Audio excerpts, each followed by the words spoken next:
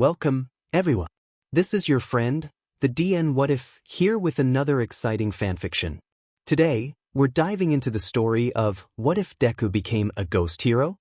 If you enjoy this video, don't forget to hit that like button and subscribe for more fanfiction content just like this. Now, let's get started with the fanfic. Izuku didn't mean to find the villain on his way to school. Really, he hadn't. Many times, Izuku had been late for that reason, but not this time. Today he was determined to make it to school on time for once. Izuku even purposely avoided the fight he could hear going on downtown. It seemed really exciting, and he had to focus to make sure he didn't accidentally wander off towards it.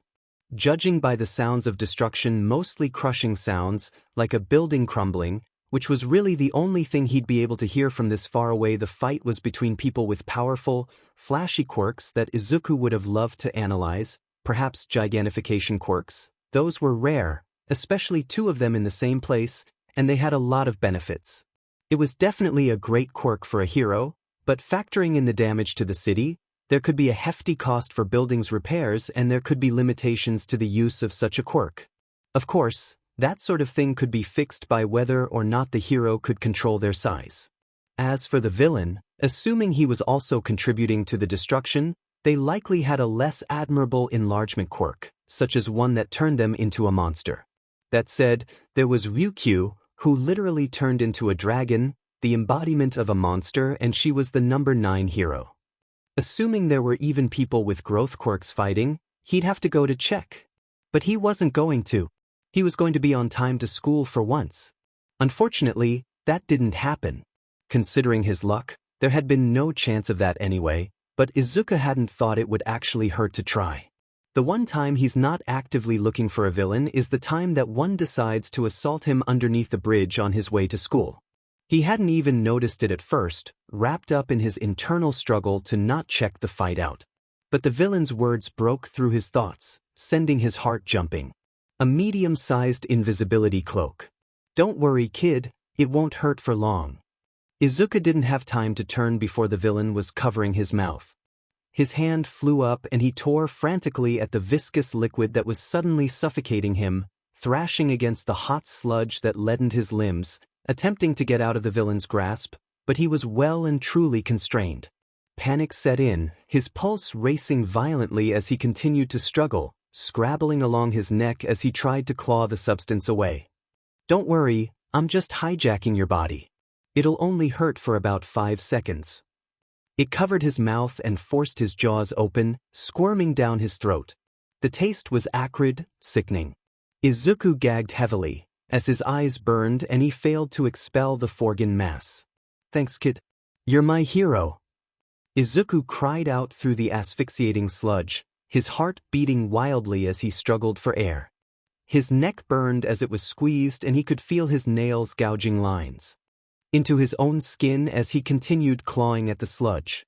Izuku felt tears burning at his eyes as he clawed desperately at the slimy mass. He didn't want to be this monster's hero. His fingers slid uselessly through the liquid, not catching on it at all.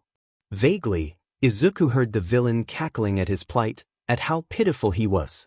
Useless even when it came to saving himself. Slowly, Izuku stopped resisting, his lungs seizing as blackness crept around the edge of his vision. And he suffocated. Perhaps it was a good thing, Izuku thought as his eyesight blurred. One less burden on the world. If only his death wasn't going to be an inconvenience for whoever had to deal with the villain. Even dead, he was still going to be such a Deku. Too late now to fix that, he supposed, as his heart screamed for air and his death ticked closer. Izuku's limbs tingled as they lost sensation. The burning was fading. It was all just numb, as if he were floating far above the scene. Barely, Izuku registered the loud crash as the sewer lid flew off, someone coming out. Izuku reached out weakly, not knowing if he was telling them not to bother or pleading for help. Despite his murky vision, Izuku picked out a familiar silhouette and shouted words that had always inspired him. Izuku slipped into darkness, relieved at least All Might would make sure the villain couldn't use his corpse to harm anyone. It's fine now. But because I am here. Slowly consciousness seeped back into Izuku, followed by the gentle slapping of his cheek. Izuku ummed quietly. His head was pounding, opening his eyes was the last thing he wanted to do. Just 5 more minutes, Izuku mumbled hoarsely, trying to snuggle into his covers, only to meet hard concrete. Odd, but it was warm and heated by the sun, so really, it wasn't that bad. In fact, maybe he could sleep on concrete more often? It was nice when you weren't being shoved onto it, as it scraped and tore roughly at skin and left pavement burns. The warmth was nice. He wouldn't need the sheets that so often snagged on his legs, restraint in the dark shadowy weight holding him down. For now, he just didn't want to get up. Come on, you've got to get up. You were on your way to school, right? Izuku's eyes shot open. All Might's tanned face grinned brightly at him, noticing that his eyes were open. He stared blankly at the man as he tried to process everything, his mind running 1,000,000 miles a minute. I'm glad to see you're all right, young man. I was worried when you began muttering about sleeping on concrete. It's good that you don't have a concussion. Izuku stared blankly, trying to figure out if this was a dream. There was no way, that his idol, his hero, stood in front of him. Was this good karma for trying to be a normal student for once? Maybe if he continued to avoid villains and get to school on time, he could meet more heroes? Something about that felt counterproductive, but he would take it. All Might still smiled down at him, although Izuku felt like he looked confused, even through the ever-present smile. You are all right, yes? Izuku's eyes widened, mind finally acknowledging that yes, this was happening. All Might jerked back quickly to avoid being slammed in the head as Izuku shot up into a sitting position. All Might? He screeched incredulously, then keeled over, hand clawing up at his neck as he felt the sensation of vile slime clinging to his throat. He gagged, retching onto the floor, more nausea filling him than before as he gasped for air that he suddenly couldn't breathe. All Might didn't seem to notice. Izuku did his best to ignore it, beaming up at his hero even as his throat burned and he longed to collapse to the ground and let the hot burn of the cement overwrite the cold stickiness of that violating sensation that clung to his skin. The man himself laughed boisterously at Izuku's shock, amused by his enthusiasm. Yes, it is I. I apologize for letting the villain escape. It's my first day in a new town, and I'm afraid I let my guard down. I'm glad it caused no permanent damage. Izuku stared up at All Might, teary-eyed and awed at his luck. The chances of running into a villain were very low on their own, and All Might's activity had decreased lately, so the chance of All Might being the one to take on the villain was even lower. Then of course factoring in that it had been his first day in the town, so any other day All Might wouldn't have been there to save him, and if he hadn't then Izuku probably would have died then and maybe he wouldn't have had to remember the feeling of slime clawing down his throat or the panic or the lack of sensation or the acceptance of keeping on live maybe even meeting All Might wasn't quite worth encountering the villain. You are all right, yes? All Might was looking down at him, a slightly unnerved tilt to his smile. Izuku slammed a hand over his mouth, wincing at his embarrassing behavior. I'm so sorry, All Might, sir. It's a bad habit of mine, and he mumbled through his palm, but All Might cut him off before he could start a new tangent. It's all right, Shounen. My success here is all due to you. I've safely contained the villain. All Might held out several soda bottles with some eyes floating in them. Izuku stared up stunned at All Might before suddenly turning around and scrambling for his notebook. An autograph, something to sign, I'm sure it's here somewhere, my notebook. He opened it up, ignoring the glimpse of spiraling redness, mottled like watercolor paint, that wrapped around his wrists and up his arm, only to find All Might's signature scrawled across 2 pages. He already signed it. Izuku turned to All Might, thanking him profusely. I'm noteworthy. Anything for a fan. But I must be going now, this villain has to be put under custody. Of course, All Might wouldn't stick around for a nobody like him. Wait! Izuku called instinctively, heart jumping to his throat, immediately cursing himself for bothering the hero. All Might paused momentarily, but chose to turn around. Yes, young man? Izuku took a deep breath. Maybe it's because I've always, that there's a lot of bullying at my school, but I think it's a really cool thing to save people. Even when no one else thinks they deserve it. That's wonderful, young man. I take it you wish to become a hero? Izuku looked up at him, feeling warmth bloom across his face as he grinned shyly, ignoring the acrid tang that hung on the roof of his mouth. Yes. I've always wanted to be a hero, smiling widely and reassuring everyone that everything is going to be all right.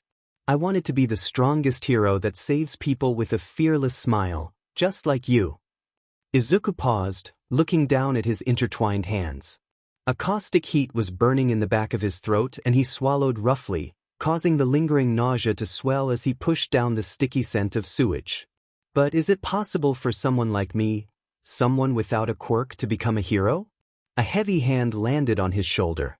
Izuku looked up, heart filled with the light, fluttery hope of seeing a reassuring smile, but All Might's smile had slipped, tight and forced. Izuku could feel his heart sinking even before All Might opened his mouth. Young man, it's an admirable goal. But without power, can you be a hero? I should think not. It's simply unattainable for someone like you. Izuku's heart clenched tightly and his throat burned as he struggled not to cry. Of all words for All Might to have chosen, someone like him? Izuku swallowed past the ache. He stared at the ground, the heat becoming a fire that he fought to ignore, recognizing the acrid burn of holding tears back. People always act like being quirkless somehow makes me less than human. They treat me like I'm fragile and useless. Izuku muttered to the ground, able to see in peripheral vision how his idol tensed. It was all he could do to not break into tears. I always hoped heroics might be different, that people would tell me I don't need a quirk to help people. But really, I desperately wanted you to see quirklessness as something more than being defective. I'm sorry, young man. All Might sighed deeply. I imagine that earlier you were going to say that you are bullied, no? If you can't protect yourself, I don't believe that you have the potential to help others. He frowned tightly. You were useless against that villain earlier, after all. I can only imagine that, as a hero, your efforts would be similarly futile, worthless in the grand scheme of things. I think that, for your safety and for the safety of others, you should give up. It would be different if you had been born with a quirk, but... He paused as the ground seemed to rise up to swallow Izuku. He held back tears and that acrid tang that was growing and suffocating and maybe was a bit more than just leftover sludge. His hero observed him carefully, eyes sad. You can't become a hero. And All Might left him there under the bridge. Even once he was long gone from sight, Izuku remained a frozen statue, eyes trained on the pavement, a great invisible weight pressing down. In the distance, the school bells rang, and with one last shuddering breath, a sense of revulsion and shame consuming him, Izuku turned around numbly and walked back through the dirty underpass, oblivious to the hot tears running down his face. Izuku was numb. Someone had pressed pause and he couldn't find the remote to fix himself. Some students jeered at him as they walked past, but he didn't acknowledge it. All he could do was stare at his notebook, Hero Analysis for the Future, number 13. He was pathetic, trying so hard to ignore the truth, pretend like he was worth something more. He would get rid of the book later, he decided. Rip it into shreds, stab ink through the pages until they bled and throw it off a building. Then throw high. You're all third years now, so it's time to start thinking about your futures. I'd pass out the forms, but you're all pretty much aiming to be heroes, right? The teachers started cheering loudly. He threw the papers into the air as Izuku's classmates began demonstrating all of their quirks. Izuku stared unblinkingly at his desk, tracing faded insults and mean-spirited baiting with his eyes. What if he had been born with one? Any of them, even the useless ones. If all Izuku could do was pull his eyes out of his sockets, at least it wouldn't mean he was quirkless and powerless and completely and utterly useless. The teacher lightly berated the student's illegal quirk use, but as always, didn't do anything about it. Izuku winced as a familiar voice called out. Would they have still been friends if Izuku wasn't useless? Sensei, don't lump me in with the rest of these losers. Izuku hunched his shoulders more. He knew exactly where this was heading. I don't have a lame quirk like the rest of these rejects. The class shouted out in indignation, but he just laughed. You're all just extras, act like it. Izuku didn't want to hear anything about heroes, so he tried shutting himself out, going back to that same dissociated state where he could be free from the conversation. Because he knew where this was heading. Not with Burns because Kakin had never risked it. Or perhaps he just wasn't worth it to Kakin, who was always so much brighter, so much better than everyone else. It would end in bruises though, long ones shaped like fingers ringed around his wrist or beat across his chest by the lackeys who took Kakin's pride and brightness as an excuse to harm those they didn't like. The teacher shuffled through his papers at the front of the room. "Ah, that's right. Bakugu, you of course, are aiming for UA High School." The class looked at him in shock, muttering how low the acceptance rate was. Kakin crowed at them, proclaiming how well he'd done on the mock exam. Izuku looked down at his desk, the remains of Sharpie insults faded, but still readable. He had done well too, he thought faintly. Not that it mattered anymore, that it had ever mattered. The teacher was still shuffling through his papers. "You're trying for UA as well, Midoriya?" Kakin froze, and, along with the rest of the class, slowly turned around to face him. Izuku didn't bother looking up from his desk as the entire class broke into laughter. "What, Midoriya? No way. You can't be a hero. Good grades aren't enough to get into the hero program. What an idiot. How delusional can you get?" The words swarmed around him. Before, he would have denied them, listed the facts that they'd taken away that rule, that there was nothing wrong about trying. Today though, well, he'd finally realized that they weren't wrong. Instead, he cut through the jaunts and cheers. "I'm withdrawing my application actually." His words came out harsh and cold, voice still hoarse, managing to silence everyone who stared at him with wide, confused eyes. His own eyes widened as his hand jumped up to cover his mouth. He hadn't wanted to admit it out loud just yet, not when he was still struggling to accept it. An explosion slammed onto the desk in front of him, throwing him off his seat and onto the floor as he flinched back. "Do you?" Kakin glared down at Izuku. "Don't think you can lie to us, Deku. If any idiot uselessly believes they can be a hero, it's you. Forget the crappy quirks, you don't even have one. You would just die in the first 4 minutes." Izuku stayed on the floor, eyes to the ground, resolutely silent. It didn't matter if they believed him, anyway. It would change nothing. Kakin was just smart, just right, just like All Might. They knew he would only get himself killed. Was it wrong that Izuku didn't see a "You gonna ignore me, you useless Deku?" Izuku felt tears welling up, but he didn't respond. The burn in his throat turned into an inferno in his chest, and he bit back the bile that rose with every breath. Tugging at his cuffs to cover the blotchy bruises winding around his wrists from Kakin's intense stare, he didn't need to give Kakin another reason to call him worthless. He ducked his head, moving his gaze away from Kakin and down toward the floor. Kakin clicked his tongue, glaring at him. Izuku could feel the heat of the glare on the back of his neck even once he dropped back into his seat. The teacher cleared his throat, calling attention back to him. Enough with that then. On to the rest of the class. Izuku tried really hard, he really did, but he couldn't block out his classmates' parting comments. "What a loser. Quirkless freak. How lame, you're not even gonna defend yourself, huh? What can you even do?" Kakin remained silent, but Izuku could feel his gaze on the top of his head as he refused to move from his position against the wall, still silent. Why did they care so much? All Izuku had done was finally accept reality. Katsuki didn't know what was wrong with the FING nerd, but Deku's attitude was getting on his nerves. Ever since he'd slumped into class, his eyes downcast and shadowed, Katsuki hadn't been able to get the idiot out of his mind. Then he pulled that stunt when they were talking about high schools, and he refused to say a single word about it. He hadn't even glanced up, just staring at the ground. He was still and lifeless and so unlike the Deku with the stupidly bright eyes that itched at Katsuki, irritating him. Deku only got up when the teacher pointed out he couldn't stay on the floor for the rest of the class, at which point he silently stood and sat down, continuing to stare at that notebook he was already writing in like it held the secrets to the universe. When class was over, Katsuki immediately headed over to Deku, his entourage of extras following him like always. "What is wrong with you today, shitty nerd?" He still refused to look up from the shitty book. Katsuki scowled at Deku's lack of response. "Are you ignoring me, Deku?" Katsuki asked warningly, lip curling. Deku tried to stand up, paying no attention to him. Katsuki shoved him back down, ignoring the regret as he watched Deku wince upon contact with his seat. He had a few bruises on his face and around his neck. It stood to reason he had more elsewhere. Katsuki wouldn't have been surprised if he'd gotten them trailing after some heroes like a DMN puppy. Or just tripped down the stairs. He snorted internally. If he had hit his head, it would explain his weird butt attitude. The FNG idiot was never safe. We're not done here.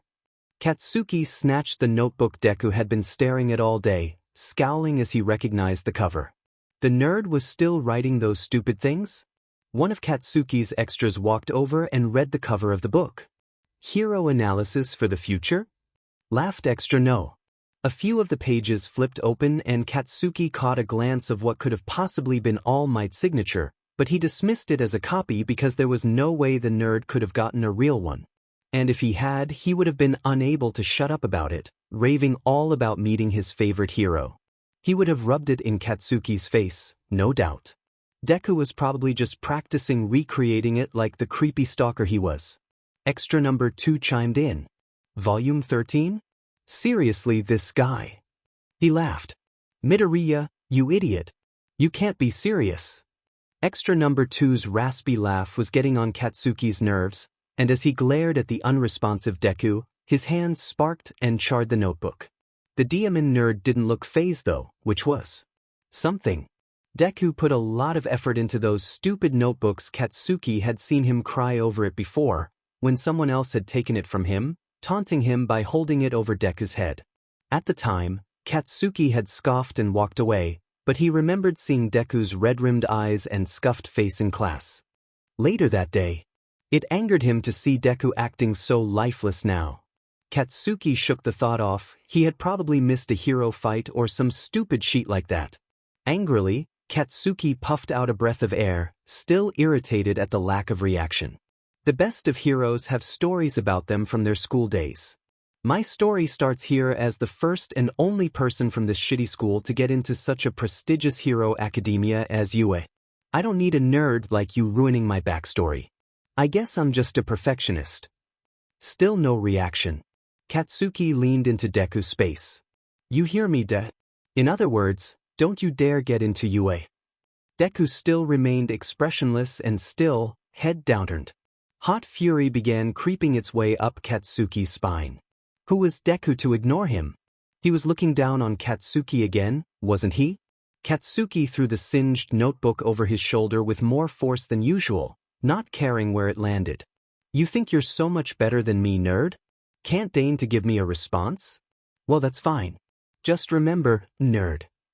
He laid a hand heavily on Izuku's shoulder and let it spark just enough to make him flinch but not burn or singe his uniform. Forget about you, Deku. Katsuki threw his bag over his shoulder and stalked towards the exit, the extras following and commenting on Deku's silence. He paused for a moment in the doorway, frustration bubbling up in him, rising like boiling water, threatening to overflow, as he glanced back and saw Deku just as still, eyes dark and empty. Something about that expression made him feel sick, heating up as the water spilled over the edge of the pot. If you want to be a hero that badly, there's a quick way to do it. He snapped angrily. Believe that you'll be born with a quirk in your next life and take a leap of faith off the roof. He finally got a reaction from that, dull barrel eyes flinching up to meet his own flinty garnet ones, but it didn't make Katsuki feel any better. Instead, his chest just tightened painfully. Izuku stared at the doorway that Kaken disappeared through, his parting words ringing through his ears. Take a leap of faith off the roof.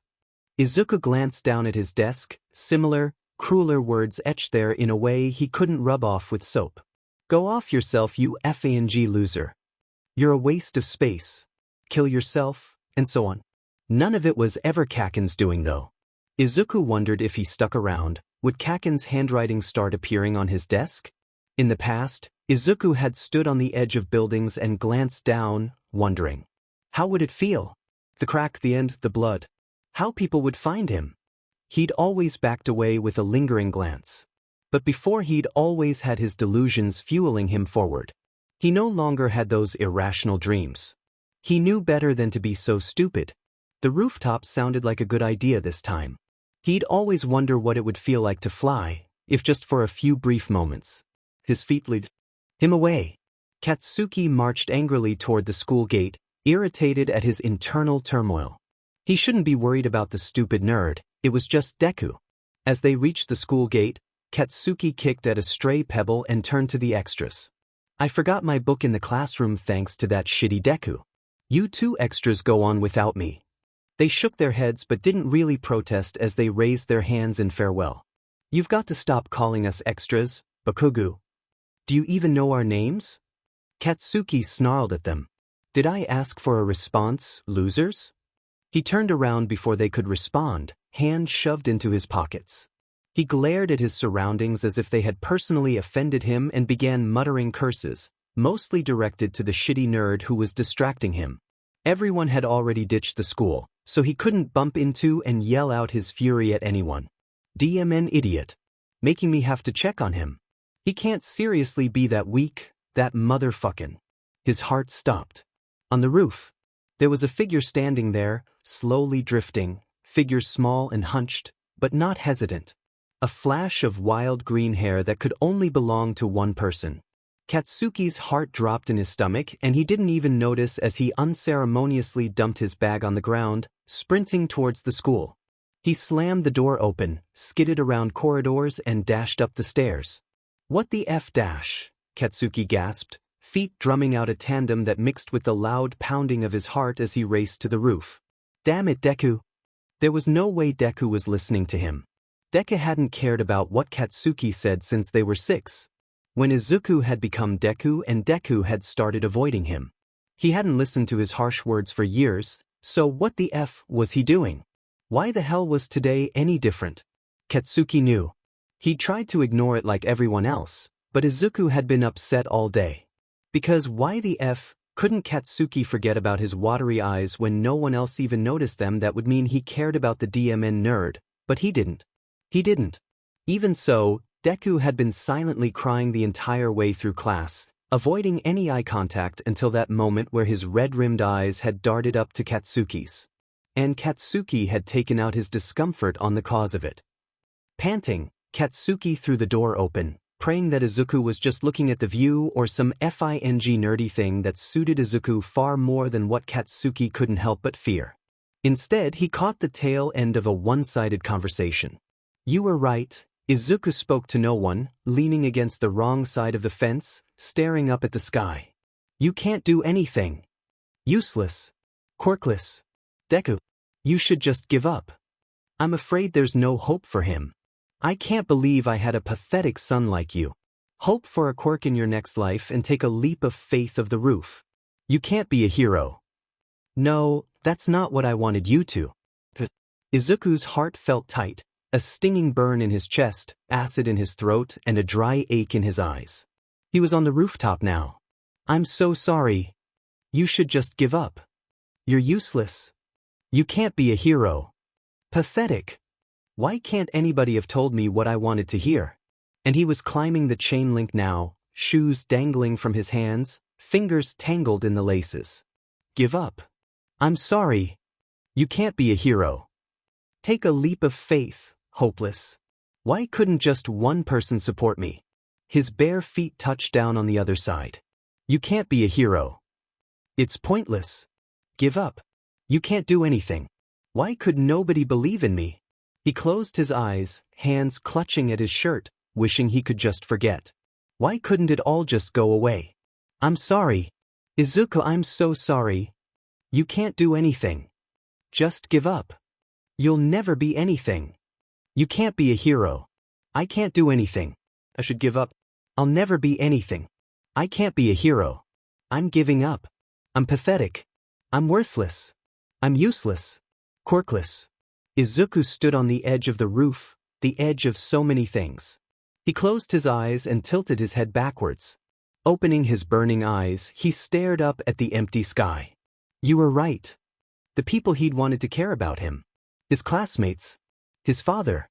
All Might. His mother. Society itself, in its unfeeling, inanimate truth. Tears stalled in his eyes, as trapped by gravity as Izuku was.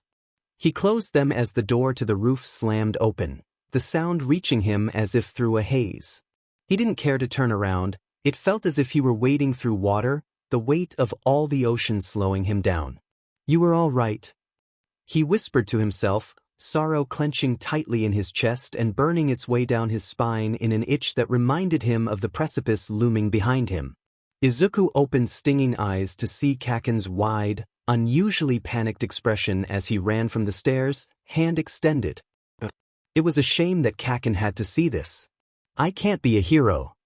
Izuku smiled shakily through his tears as gravity began to take hold. "I can't be worth anything. Not in this life. Deku. I give up." Katsuki's heart thudded painfully as he raced towards the edge, explosions spluttering their way out of his hand to propel him as he scaled the fence and jumped down the other side. Katsuki's hand closed an inch above Izuku's arm. He had missed. And Izuku was falling. An extra explosion, tearing at his palm, and he had never tried this before, so now he was unbalanced, tipping over the edge too as time slowed and Izuku's clammy hand was in his, and wide eyes stared up at Katsuki, who began to join the fall as gravity clawed at them. Then Izuku's hand was opening and Katsuki was shoved back, tumbling onto the roof while Izuku fell. The force of Izuku's shove slammed Katsuki into the mesh of the fence, thick wiring biting into his back and rough concrete of the ledge leaving blisters and scrapes across his palms as he fell against the ground. In a second, he was racing back down the stairs and out over to where Izuku had fallen. As he ran, Katsuki pulled out his phone and called emergency services. He barely managed to cuss at the comm receptionist who answered the phone and told her that someone had jumped off a roof. Maybe they could get here fast enough. There was a chance that he was alive.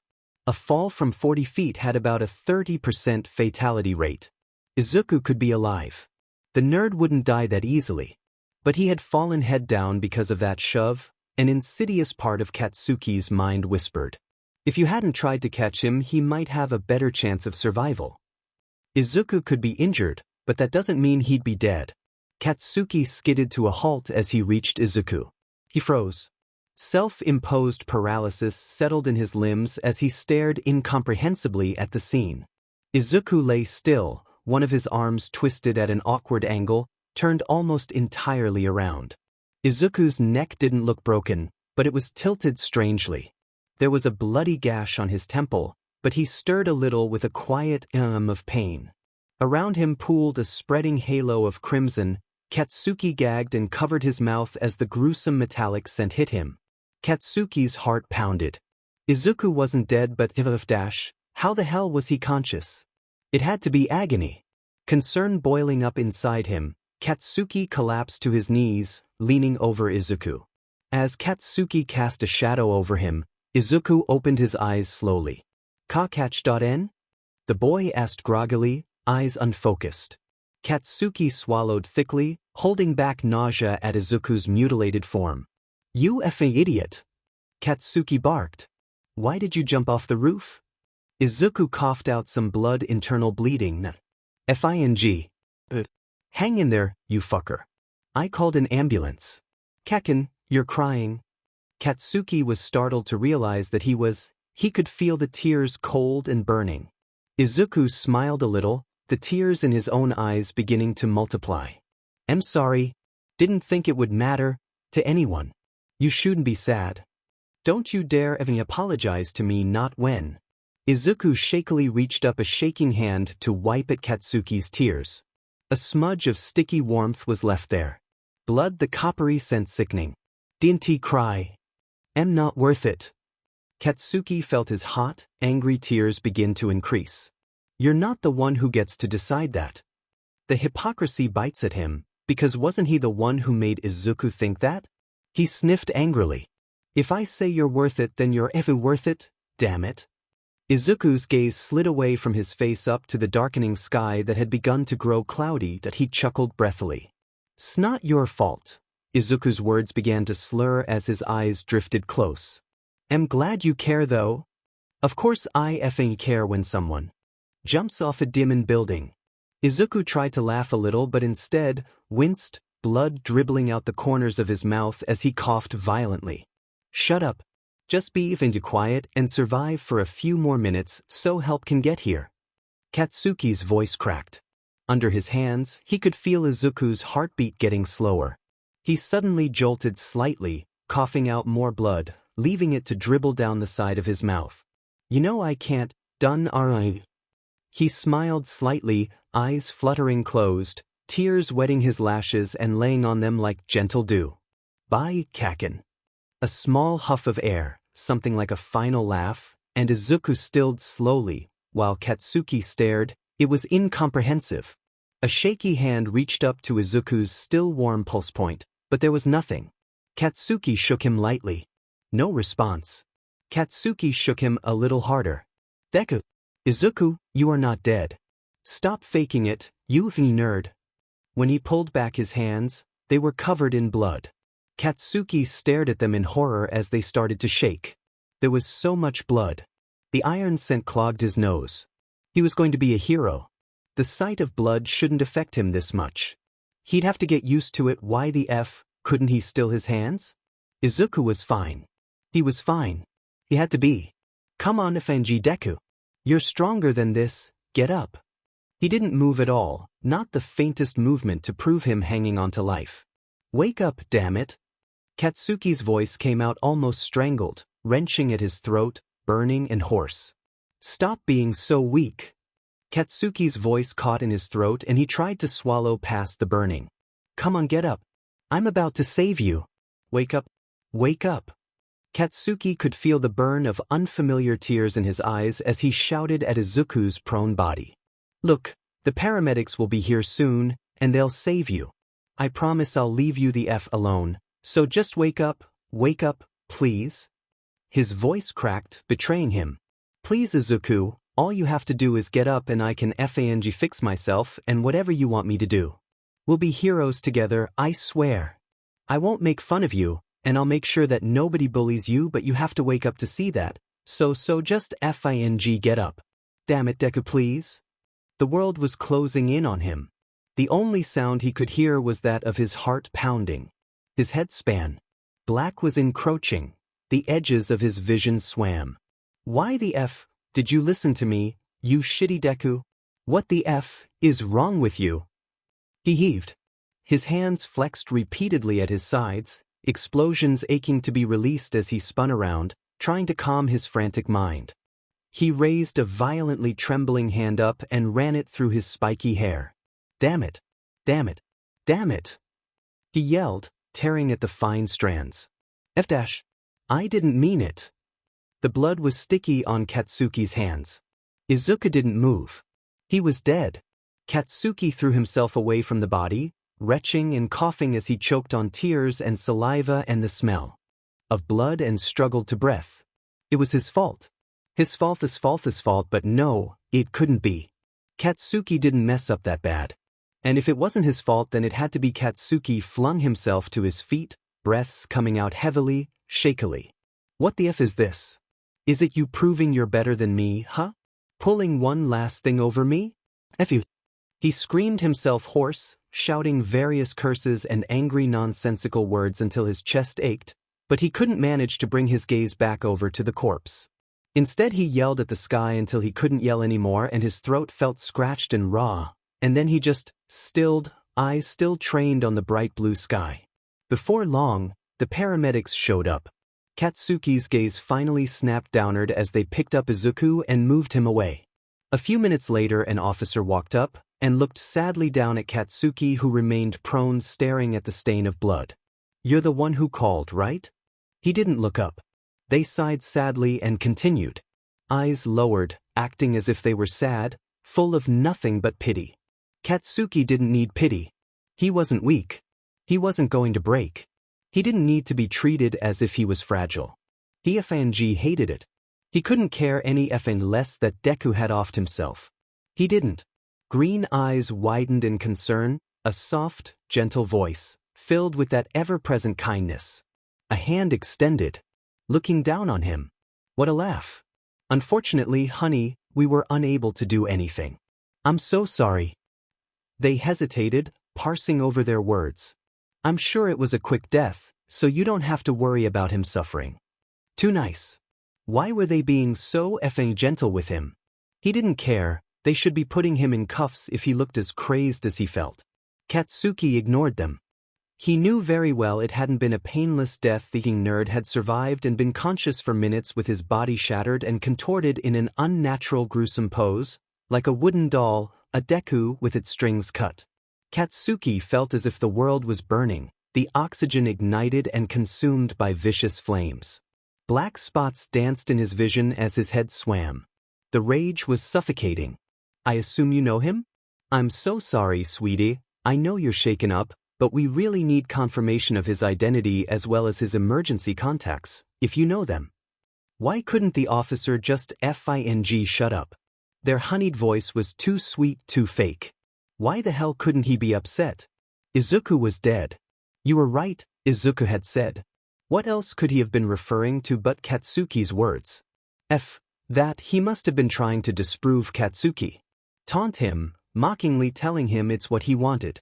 It was so far from the truth that it hurt.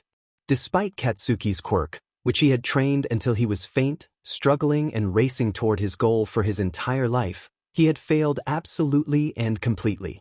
Katsuki would give up his quirk if it meant he didn't have to see Izuku's dead body being toted away. If it meant he hadn't killed someone. Honey, I know you must be shocked. I know I would be if my friend jumped off a roof, but it would be really useful if you could provide us with his information.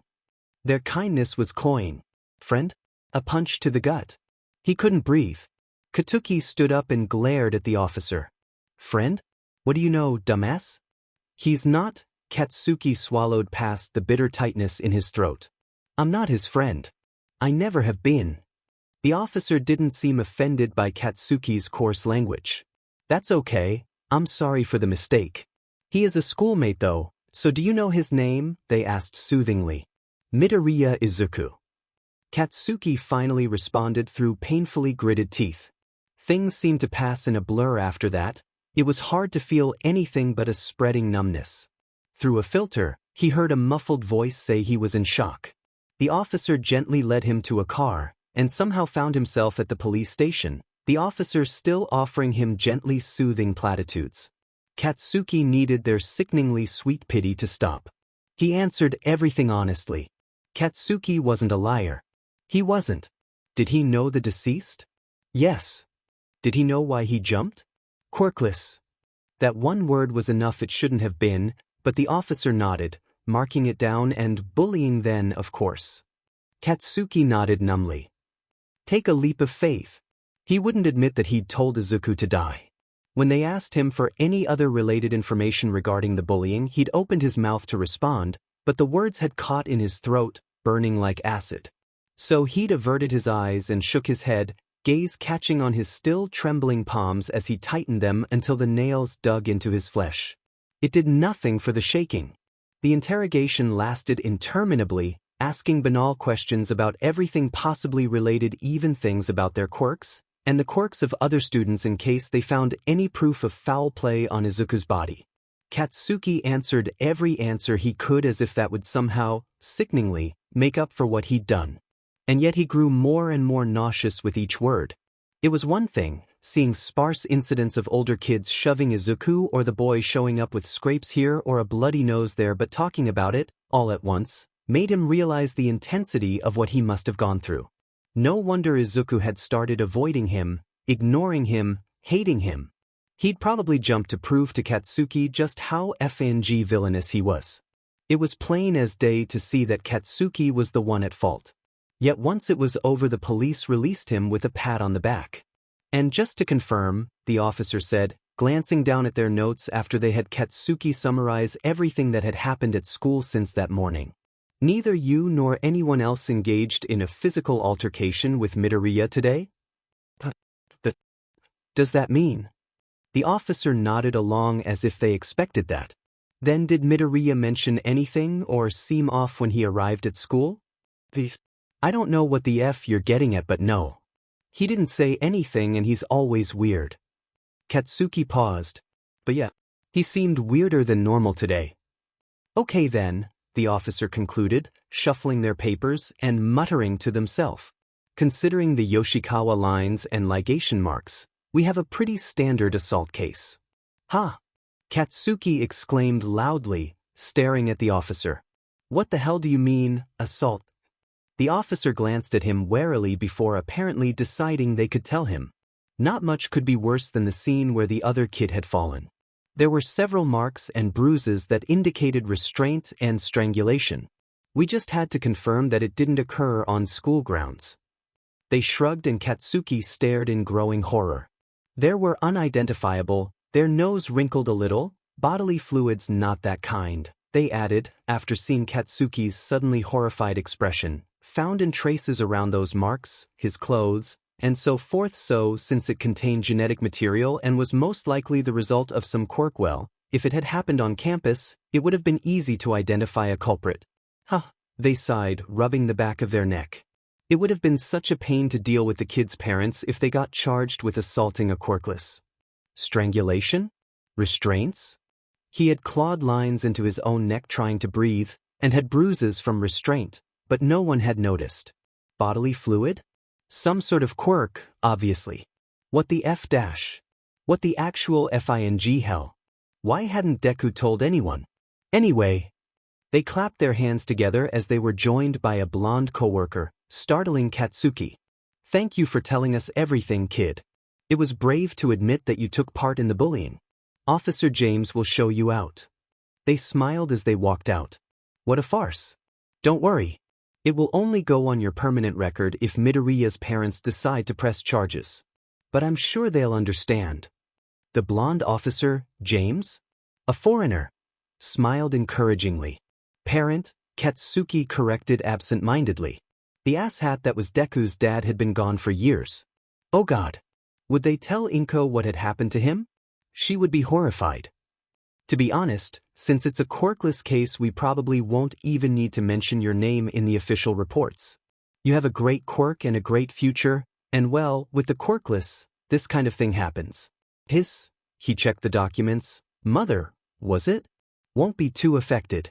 If she applies, she may even get a decent pension. Katsuki stared blankly at the man.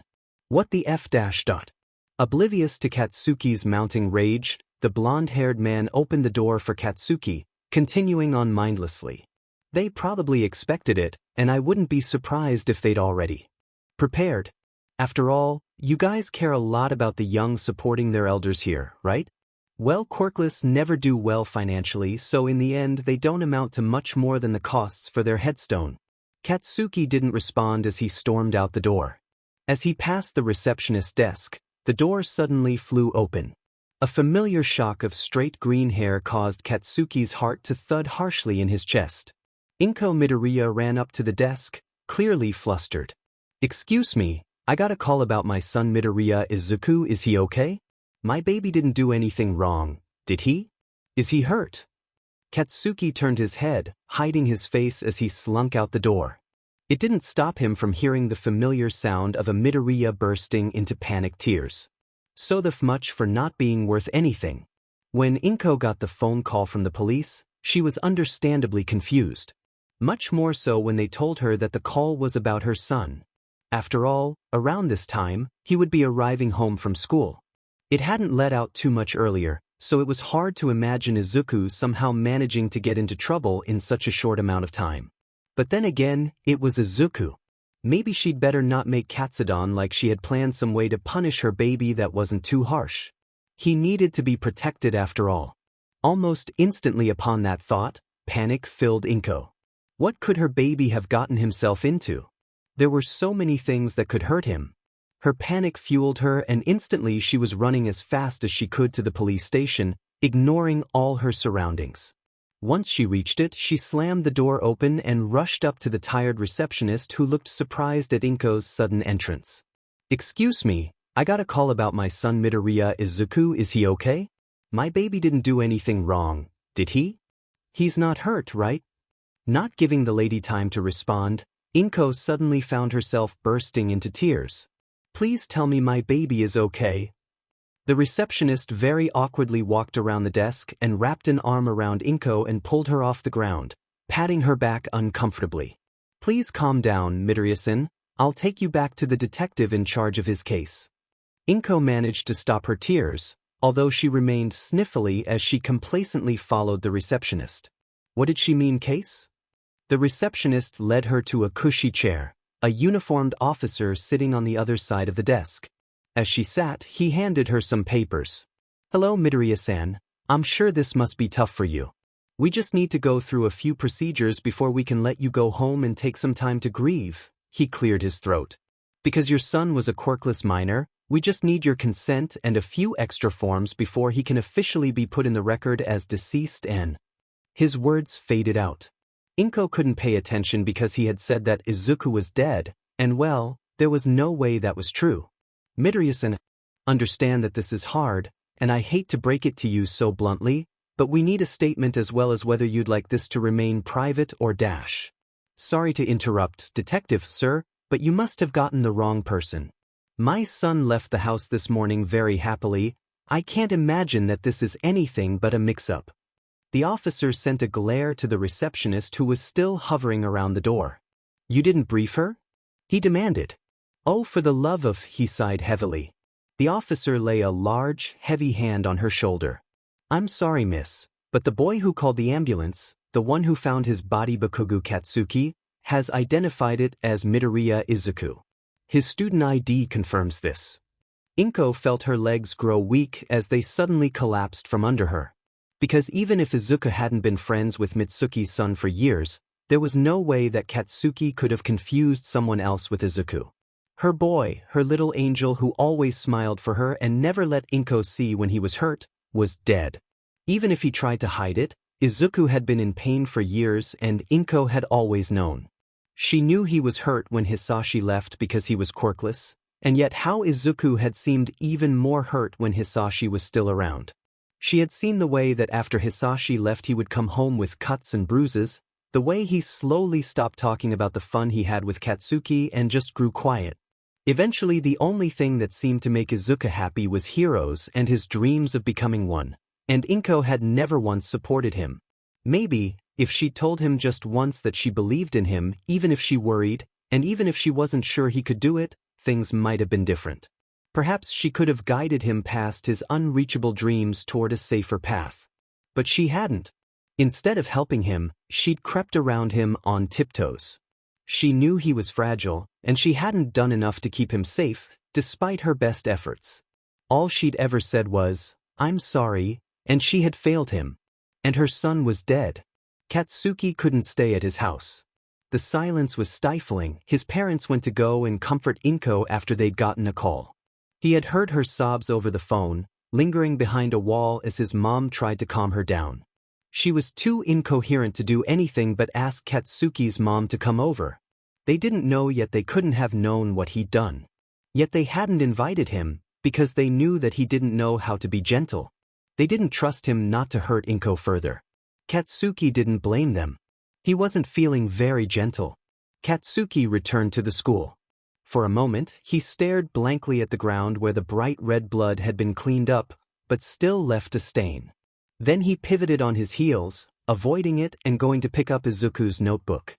It was singed and had landed just past the edge of the koi pool, but it was still whole and legible. Katsuki would bring it back to Izuku's house, claim he'd found it at school, and pretend like he thought Izuku would be there to reclaim it. Pretend that he wasn't a murderer. Inko would know he was the one who found the body, had called the ambulance, because he'd heard them framing his actions as heroic, as though he'd done something good, as though he hadn't admitted to the bullying. But he could pretend, just to himself, that it wasn't true.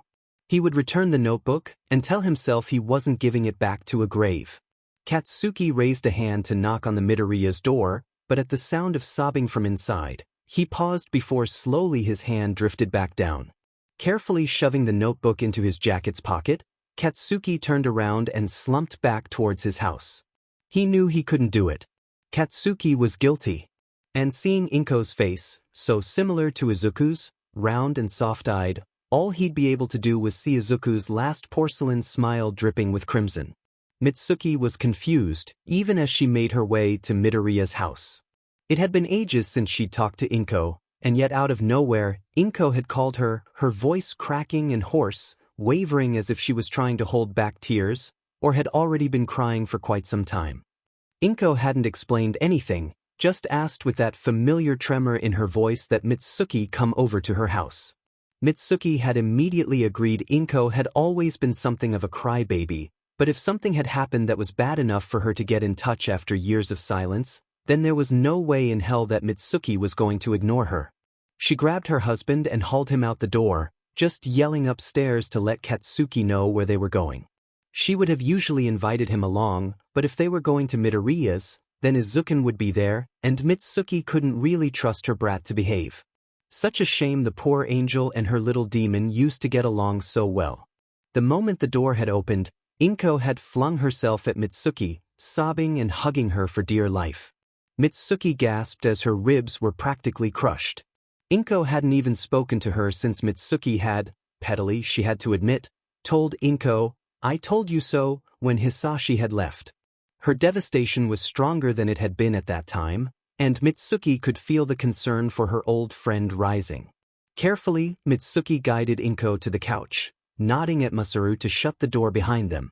Mitsuki held Inko as she sobbed uncontrollably, but she really wasn't good with this kind of thing and could only pat her awkwardly on the back. Mitsuki looked to the back of the house for help, waiting for Izuku to come and comfort his mom as he had always used to do. There was no sound suggesting his presence, and Mitsuki frowned.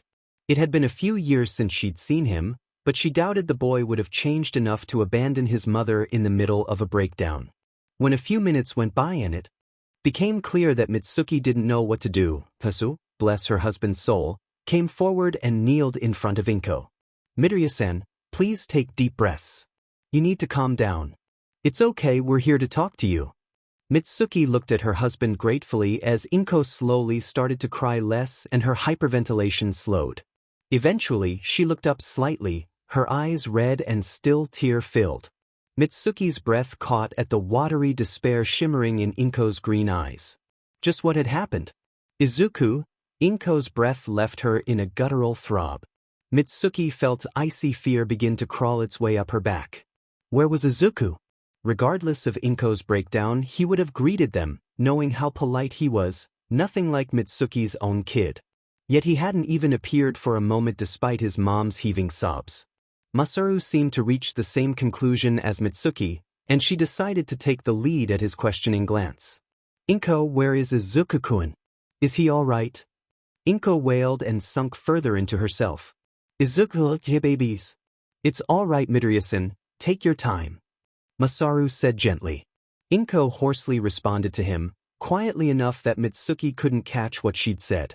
Masaru did, however, obvious by an uncharacteristic display of disheveledness as he shot to his feet.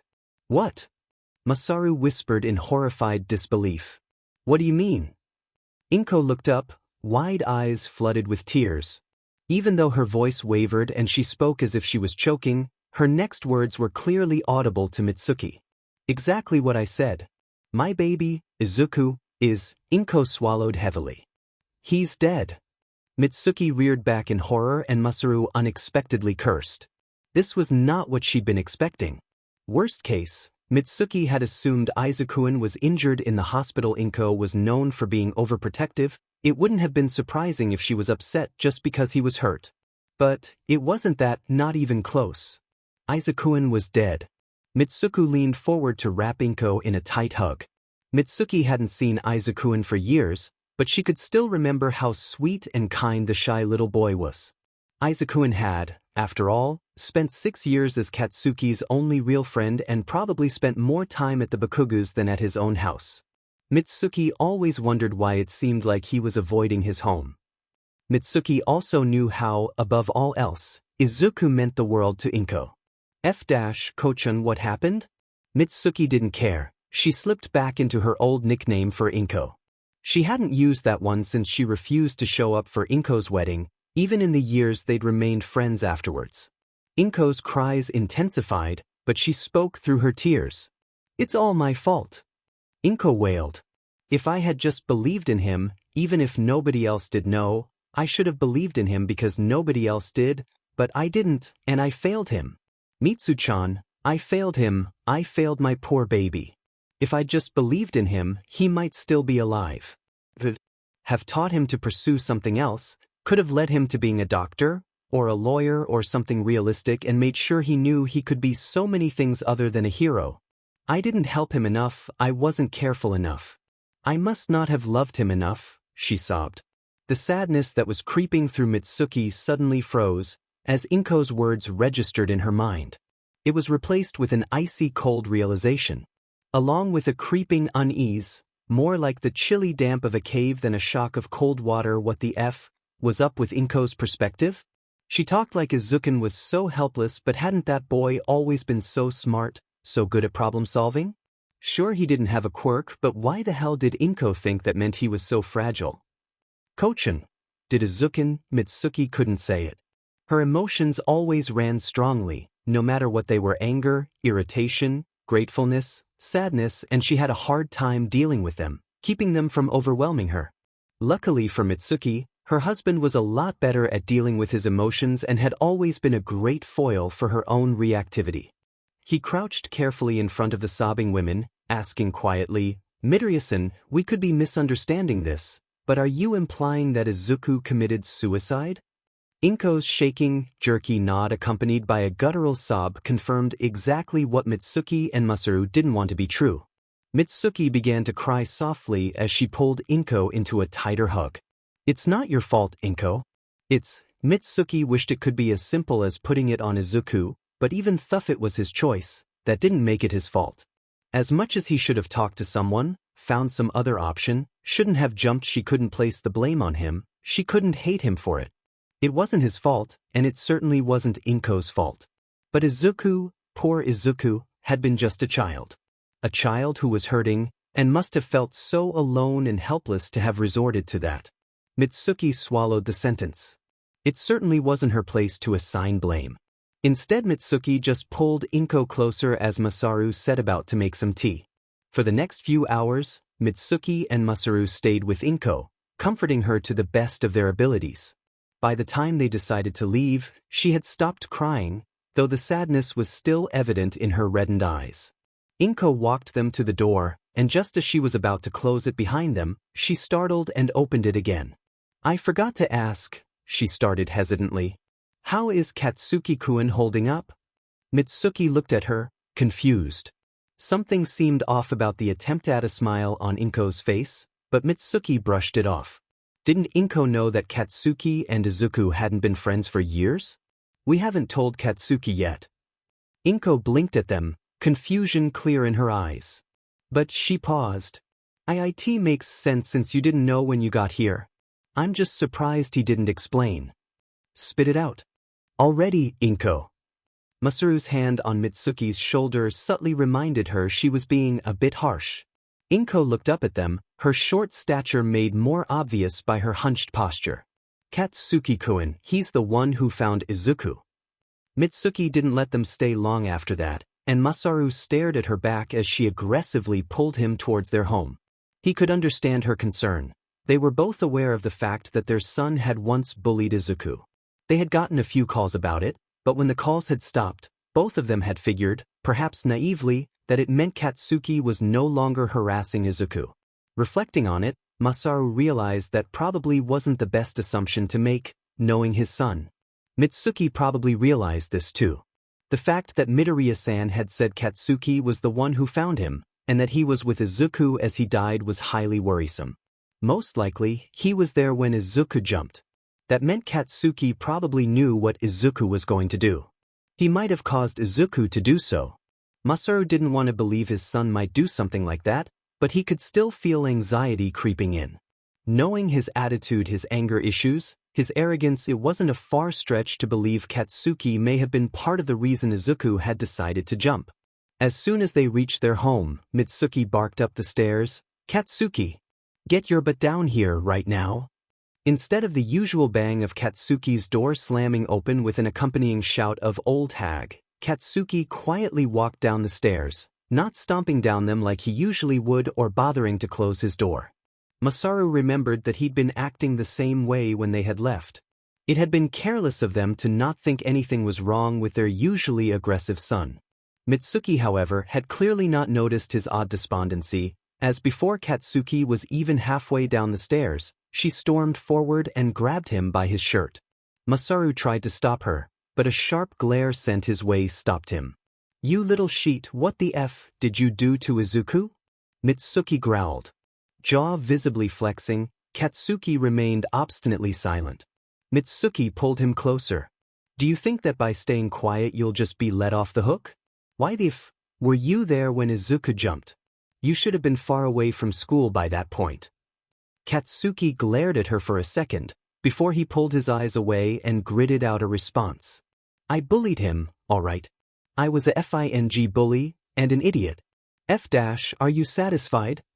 Masaru noted that his voice was even raspier than it usually was. Guilt, he wondered? Mitsuki just dropped him, and Katsuki's stumbled slightly. "No, I'm not effing satisfied. What the Katsuki? You bullied Izuku to death. He never did shit to you. So." The word was cruel, uncaring, and Katsuki's eyes were hard, but Masaru didn't miss how strangled the short word came out. Katsuki didn't lift his head. "I wasn't the only one FNG one." He paused, seeming to have difficulty staying composed. "Deku is the idiot, DMNBS sturdy thinking that is gonna fix anything. He's just a effing coward." "And what?" she sneered. "You think that calling the ambulance counts as FING atonement?" "Sheet," she cursed, rounding on him. "You didn't even tell the police what you did you? You just pretended to be innocent while Izuku was lying there dead 'cause of you, huh? I told them the police fuckers didn't care. Deku was Quirkless. No excuses, no lies, Katsuki." She cut him off before he could continue. "We didn't even get a call from the police," she laughed harshly, almost hysterically. "Because you're the coward, unwilling to own up to what you've done." Masaru watched his son's eyes darken, realizing for the first time how incredibly dull they looked. Even the anger set on his face seemed to hide lines of exhaustion. What had really happened, he wondered? Katsuki definitely wasn't telling them everything. Meanwhile, Mitsuki's carmine eyes turned to cold steel.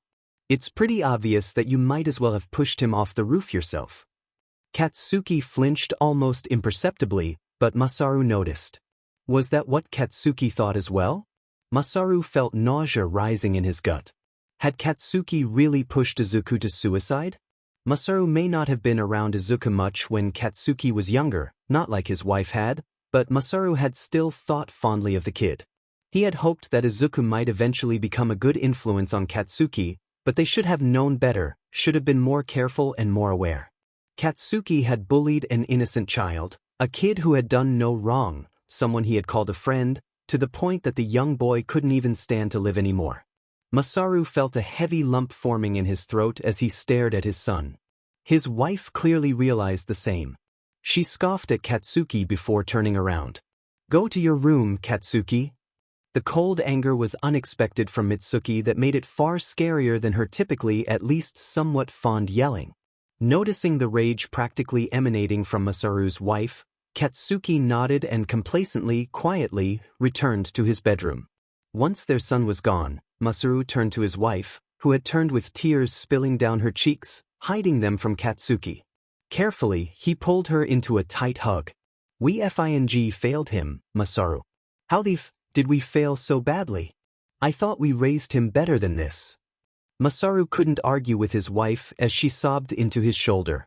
They should have done more to teach him what was right and wrong when it became clear that he wasn't learning it from school.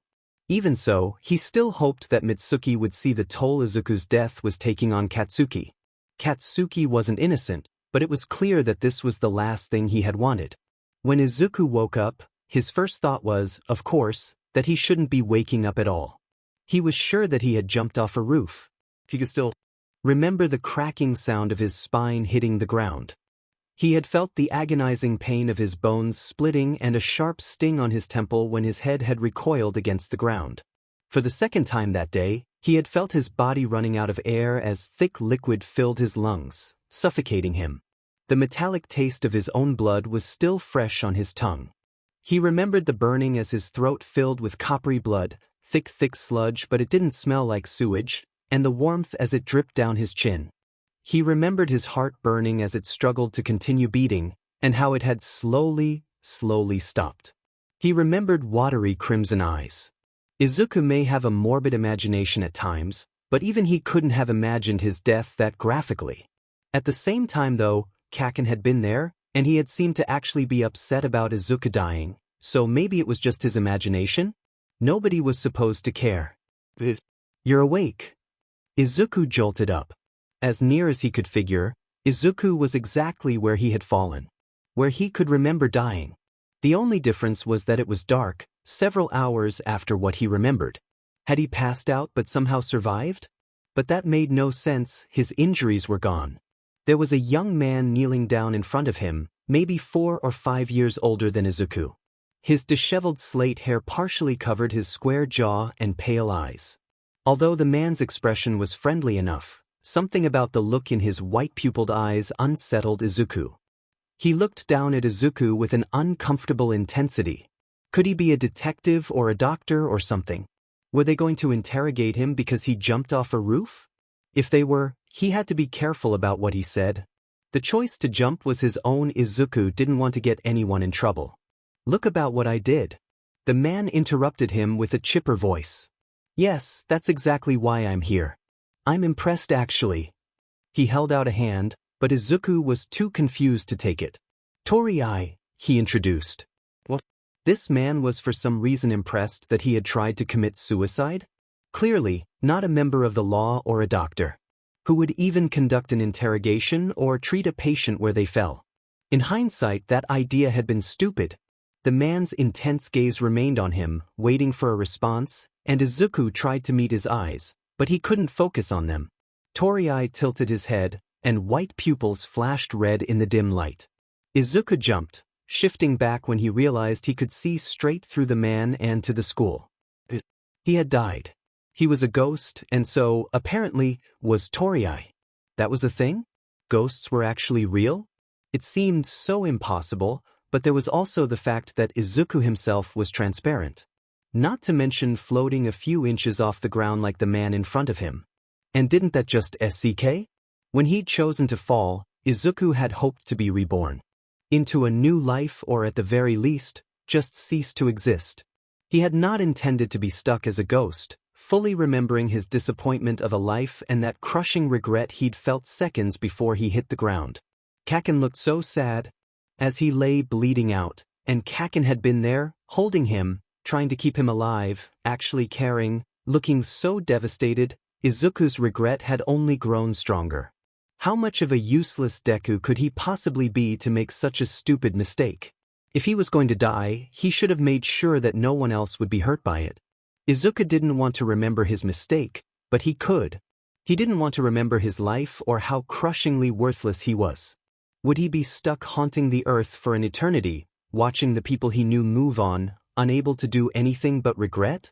Always useless, but at least he wouldn't be a burden or annoyance to others anymore. So anyway, since I can't steal the nifty ability of yours, and we both have the same goal, I can lend you some abilities so that you can wreak havoc. Suddenly, Izuku realized he'd been hyperventilating, lost in some mini rendition of a panic attack. And Izuku probably should have been paying attention, because he was really lost. I'm sorry. What? The man-villain? Was that a villain monologue Izuku had just missed? Seemed vaguely annoyed, rolled light eyes, but Tori repeated, eyeing Izuku pointedly to make sure he listened. He jabbed a finger at his chest emphatically. Quirk allows me to steal the quirks of ghosts, which is vaguely similar to my caretaker. I guess he kidnapped me, but that's all technicalities. Tori's pale gray brows furrowed. Another stupid technicality is my quirk. He thought I was worthy to be taken in because he had goals for it. His sharp features turned bitter. I didn't live up to his expectations, so I just didn't get to live. My quirk failed when I was alive, as it seemed to just randomly create a stupid quirk out of nowhere that would disappear within a day without fail. It was worthless to his goals, so yay, I got to die and now I know better.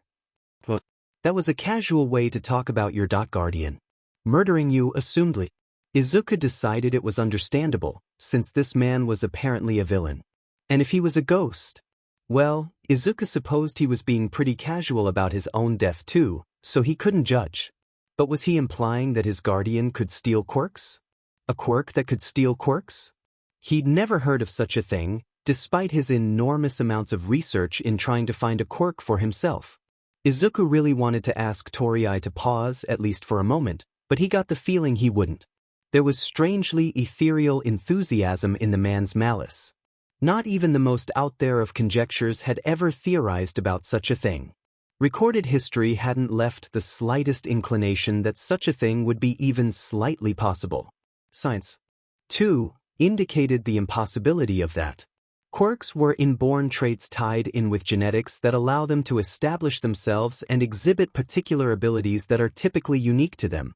To be able to steal a quirk that is written into DNA. What are you muttering about? Shut up. Izuku froze, slamming a hand over his mouth. He bowed his head in shame. He was such a freak. The teenager continued. What do people know? We're ghosts, aren't we? According to those people, we don't even exist. Moron. He paused, expression becoming genial again. In life, I'd always planned to be a better villain than him, but with my quirk, it seemed hopeless. In death, I found out just what my quirk was, but by then it was too late.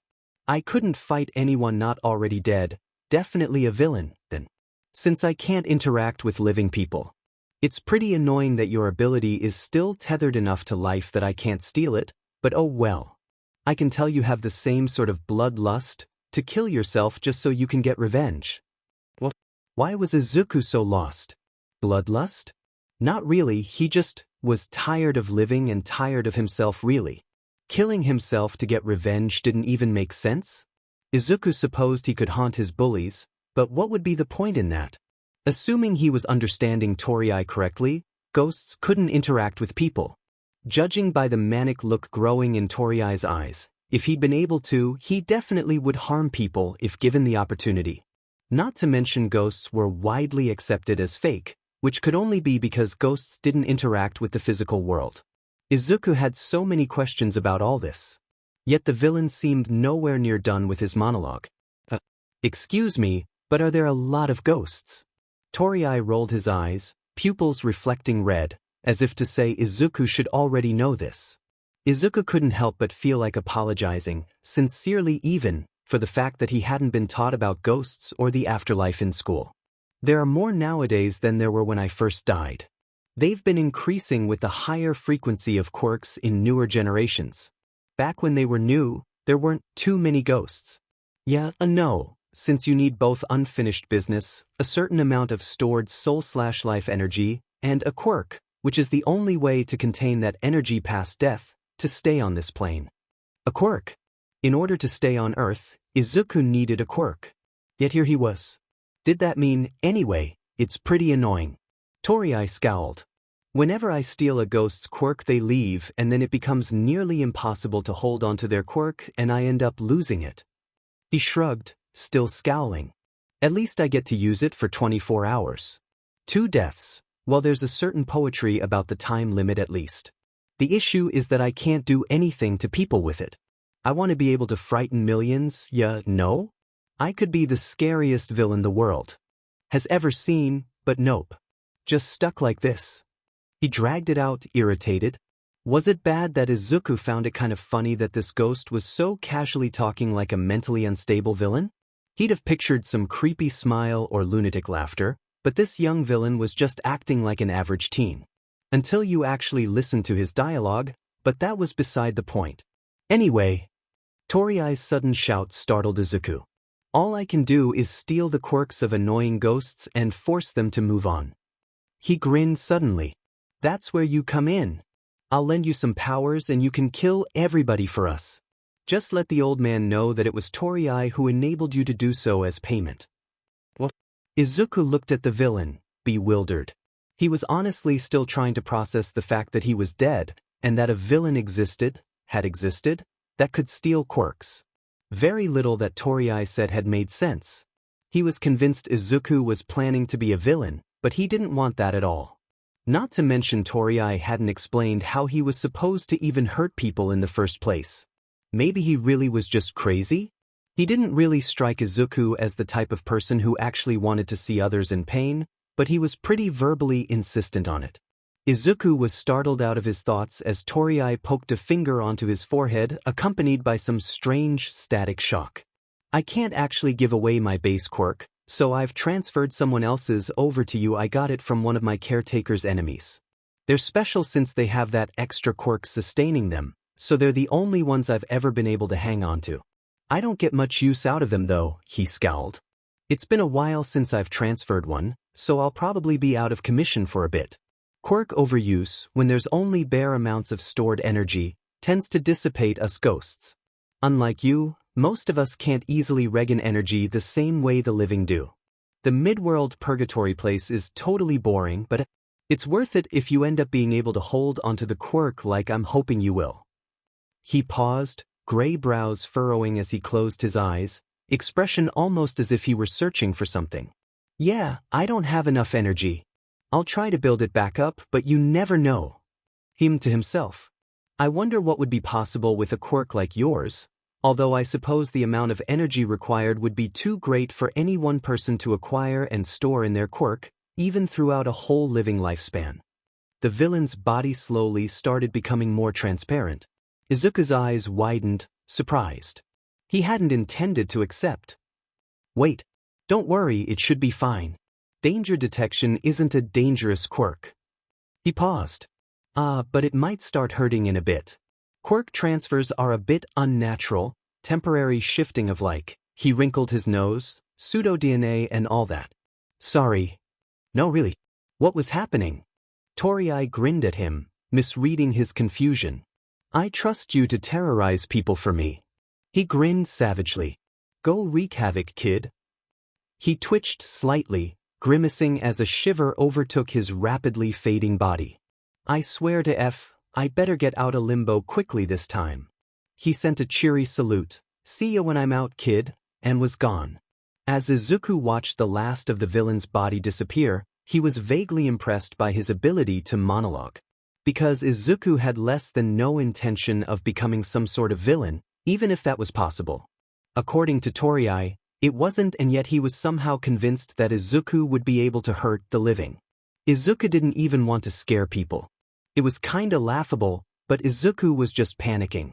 Izuku was lost and confused and dead. Very little made sense. But what he did understand hurt. Because that villain had apparently given Izuku a quirk. He finally had one, but he was just as useless as before. Even if he couldn't be a villain as a ghost, he also couldn't be a hero. And the irony of gaining a useless and pointless quirk in his next life, his afterlife, did not escape him. A jolt ran down his spine, burning and aching, and Izuku collapsed to his knees, suddenly unable to stand. This was the pain Toriai had mentioned. Izuku tried to ignore it so it doesn't interrupt his thoughts. He needed to think. He could ignore this sort of pain. And worse than that, if quirks really were what allowed a spirit to stay on Earth, then Izuku must have had one in the first place. How useless could he be that in 10 years he'd failed to activate a quirk? Dr. Tsubasa had shown his mom and him the X-ray, pointing out that his extra toe bone was half fused together. The pediatric doctor had explained he didn't know what it meant. He'd never seen that sort of thing before. Izuku could have had a quirk, or been quirkless. It could have indicated an extremely weak quirk or a side-specific quirk. Izuku and his mom had both hoped so much that he'd have a quirk.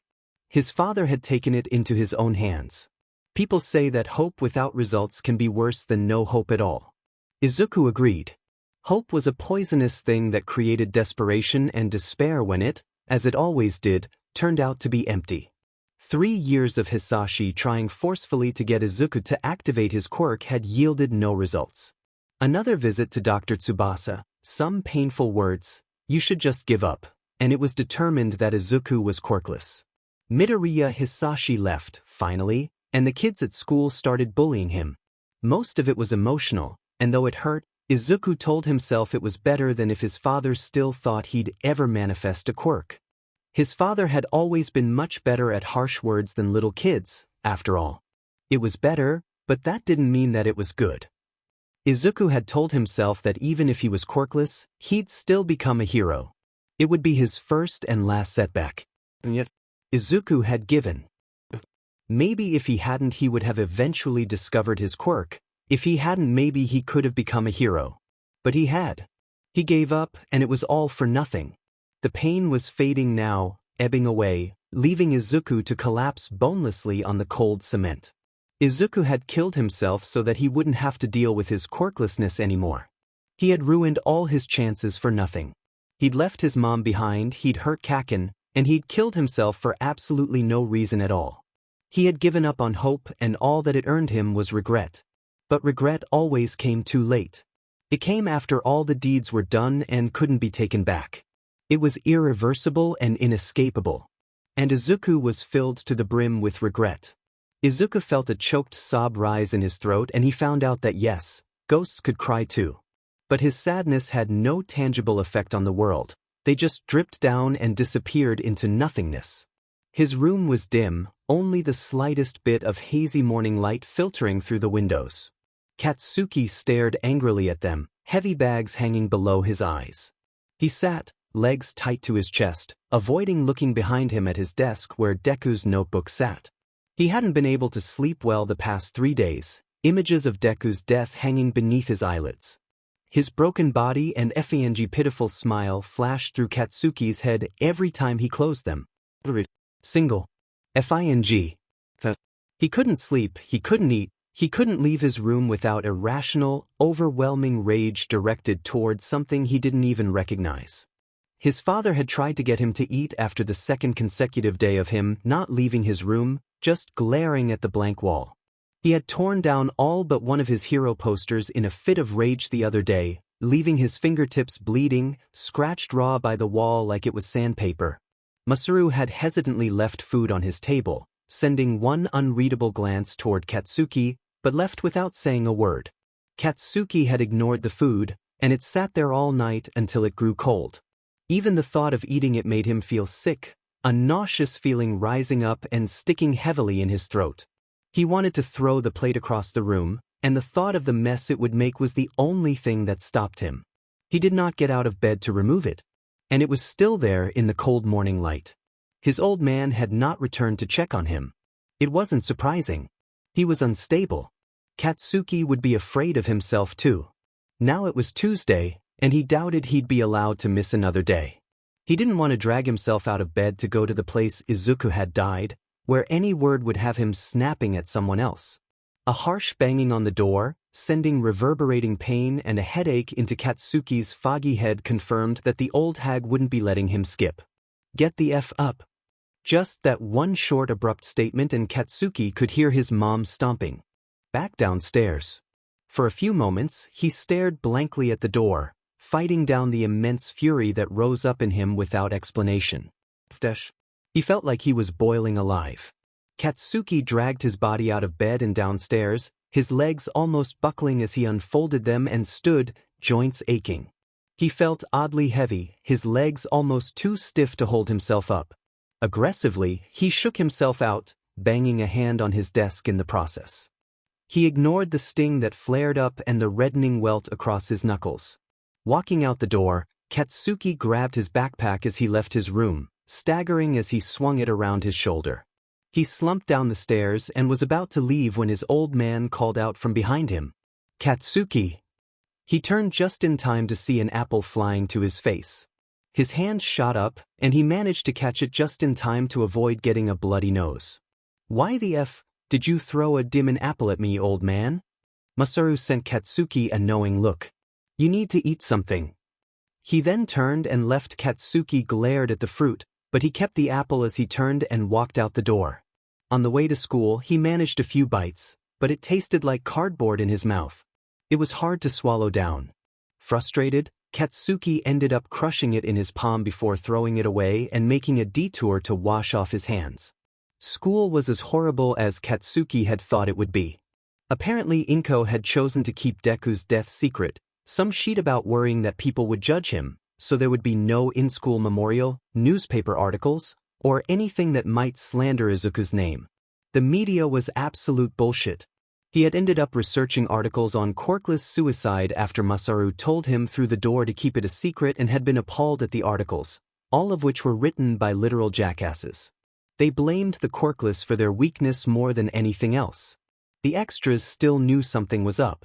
Izuku had not missed a single day of school in his life, and neither had Katsuki, so the fact that they had both missed Monday, and Izuku was still absent was suspicious. They didn't say anything Tuesday. By Friday, however, the whispers were running rampant.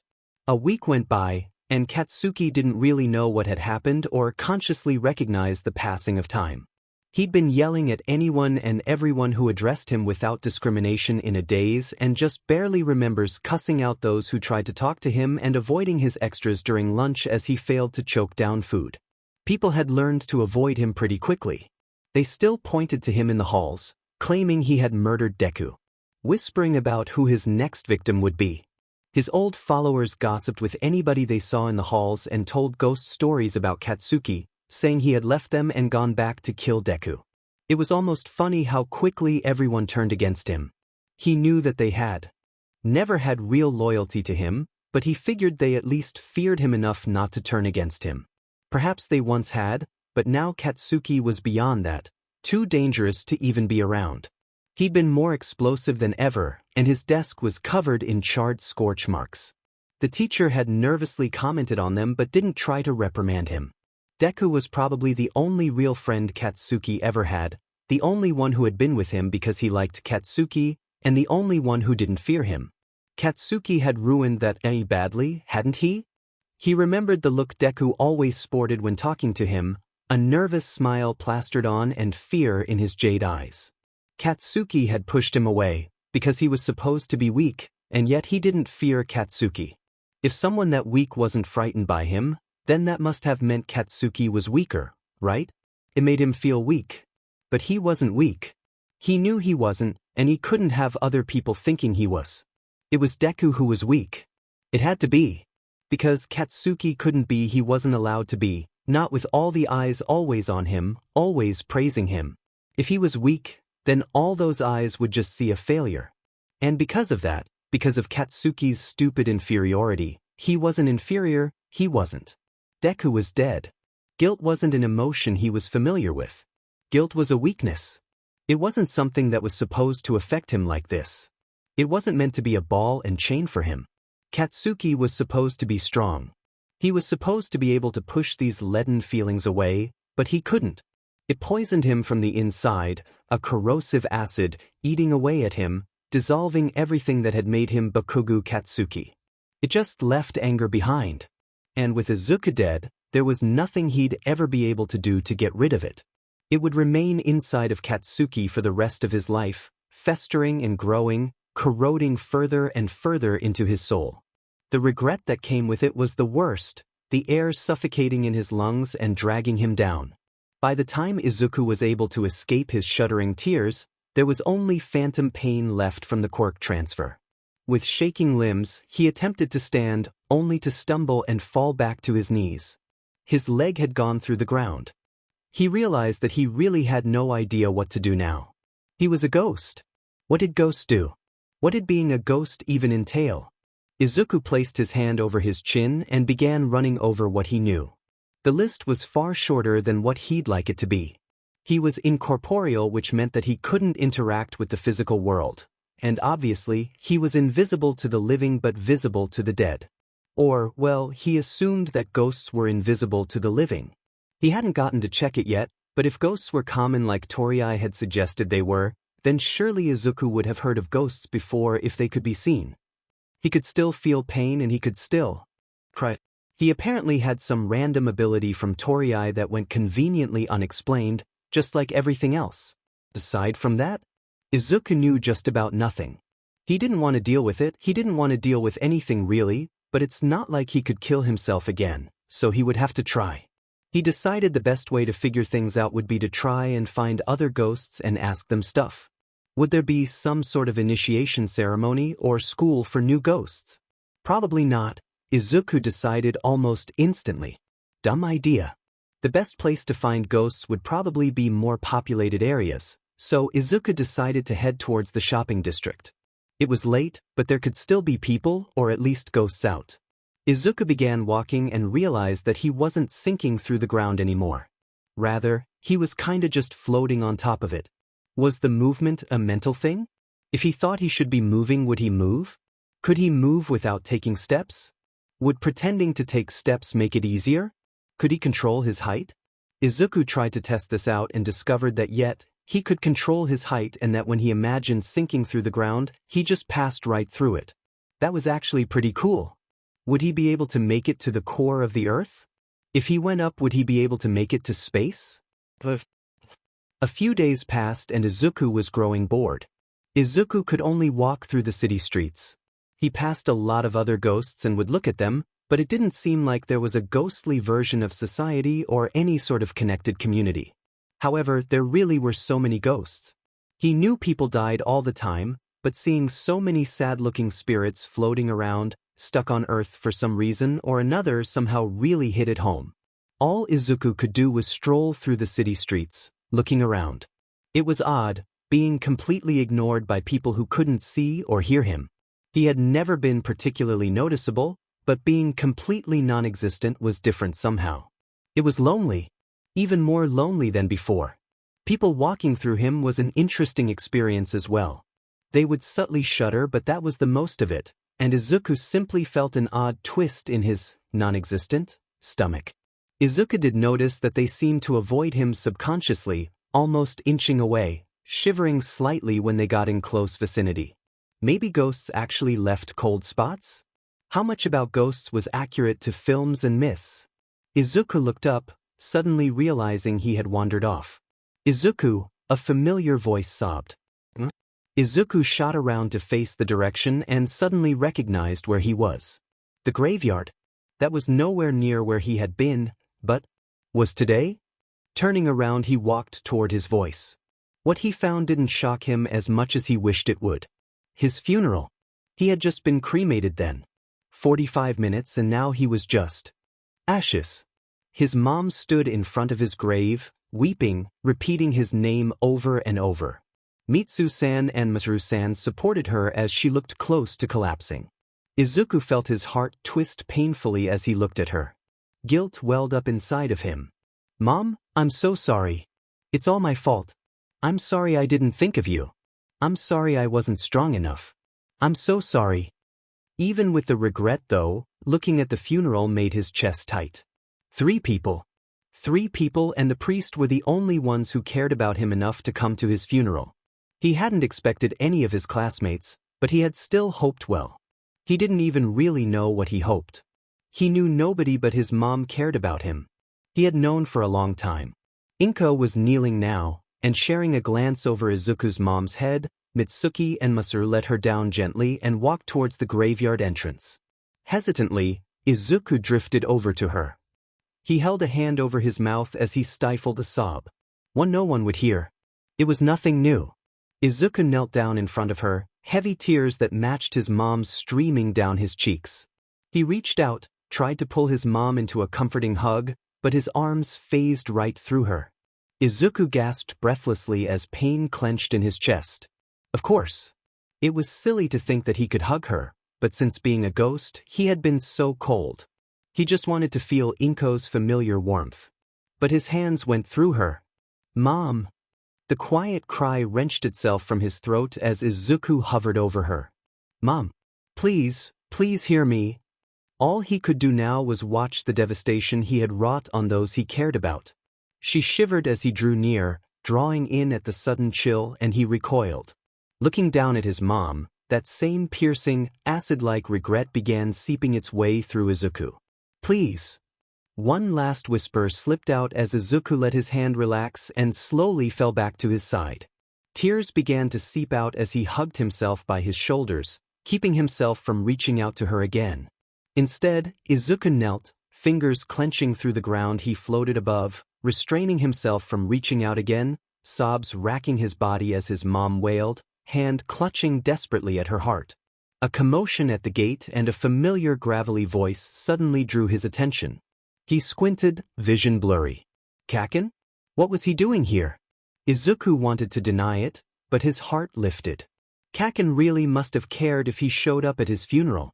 It may have been just one more person, 4 in total, 5 if you count the disinterested priest. But it made him so happy. If only he was alive, then maybe they could become friends again. Izuku faltered. But Kaken was at his funeral. He was only here because he was guilty, a voice whispered. And apparently, that annoying inner voice wasn't the only one who thought that. Masaru was physically holding back Mitsuki, who had just lunged at her son. Izuku hung back, shocked and confused. Mitsuki had always had a high tendency towards cursing, where Kaken had gotten his vocabulary from, but she was usually fairly even in her actual temper. Izuku didn't think he had ever seen her this angry. Mitsuki's face was tinged red and contorted in anger as she yelled at Katsuki. Just as Izuku reached them, Mitsuki lunged with redoubled force and hit Katsuki across the cheek. Kaken! Izuku shrieked, flustering around him, wishing he could physically help. What the F are you doing here, you little sheet? Why the F do you think you have a right to be here? Mitsuki shouted. A red handprint was flushing Kaken's cheek and his eyes were averted, but unwavering. I came to pay my respects, you old hag, Kaken said gruffly but without his usual bite. The anger was there, but it felt a little more forced, a little more bitter. He looked almost feral, eyes unfocused and angry as he bristled. As Izuku drifted closer, he noticed how gaunt he looked, with pale skin and harsh circles under his eyes. Was Kaken sick? Like hell you are! Raged Mitsuki, lunging forward and raising her hand to slap Katsuki again. Izuku lunged forward to try and stop her, even though he knew he couldn't actually block it. Mitsu! Inko shrieked, stepping forward to grab Mitsuki's arm. What are you doing? Mitsuki's face cleared slightly, but rage was still evident as she turned to Inko. This FNG brat does not deserve to be here, Ko. You shouldn't have to see him here after what he did to your son. She growled as cordially as possible. Inko looked at Mitsuki with as much stern disapproval as she could, with the tears still running down her face. Mitsu, I honestly don't care. Anyone that wants to mourn is free to. Look around. Inko waved one arm gently at the empty graveyard. There's few enough people here as it is. Inko's voice caught in her throat. Izuku, he deserved so many more people than this to care for him. Please, a sob broke through. Please don't send away any of the few that do. Mitsuki's expression faltered, and she backed down, turning away from Katsuki. Izuku looked at his mom, tears once again welling up, dripping down, and fading to nothing as soon as they left his chin. Mom, he whispered, gratefully. He wished he could hug her and tell her that it was fine. Izuku wasn't someone that mattered. She didn't need to be this sad. The four of them were already far more than he ever would have expected to go to his funeral. No tears fell from Katsuki as he kneeled by Izuku's grave, but as Izuku kneeled beside him, shoulders almost brushing, being there was enough for both of them. And Katsuki stayed long after everyone else was gone, sitting there like a statue, head bowed in silence. Izuku stayed too, not moving from Kaken's side. And as Katsuki kneeled by Izuku's grave, he wished that the warmth next to him wasn't just his imagination. It reminded him so much of when he and Deku were little and they would cuddle next to each other as they watched All Might movies. Only now Katsuki was kneeling at Izuku's grave and they wouldn't sit by each other ever again. Bonus, as he moved to pay his respects, Katsuki eyed the priest who had been watching the confrontation. He still stood in the background, not looking nearly as awkward as he should have at the whole affair. Get some FNG popcorn while you're at it, a-hole. It was night, the stars shone brightly together in the sky, jagged diamonds far removed from Earth and disturbed only by the shifting smoke in the atmosphere. A quiet wind blew through the sleeping city as muted green eyes watched the empty streets. A while had passed since his funeral, and Izuku hadn't left the graveyard since that day. He hadn't really known what to do. For a few moments, he had considered following his mom around, haunting her, but he realized pretty quickly that that would have been more depressing than anything else. Once his mom and Kaken had left, Izuku settled down, sitting, as much as something intangible could sit on anything, on his grave. Izuku had seen a few other ghosts following their families around who nodded to him, acknowledging him as the new ghost, but not saying much. They didn't really stick around. So Izuku was the only ghost in the graveyard. At some point a friendly ghost approached him and struck up a conversation. The man was following around his son.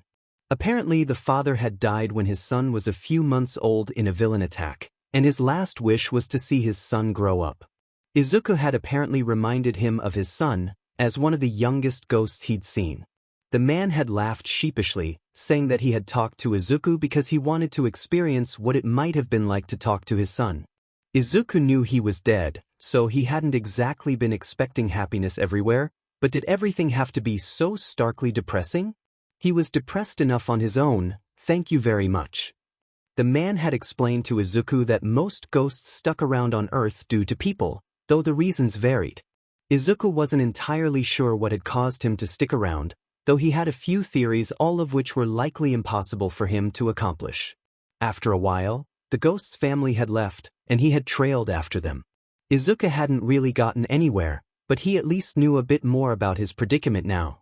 The sky was beginning to lighten, which meant Izuku had been sitting on his grave doing nothing for over 12 hours.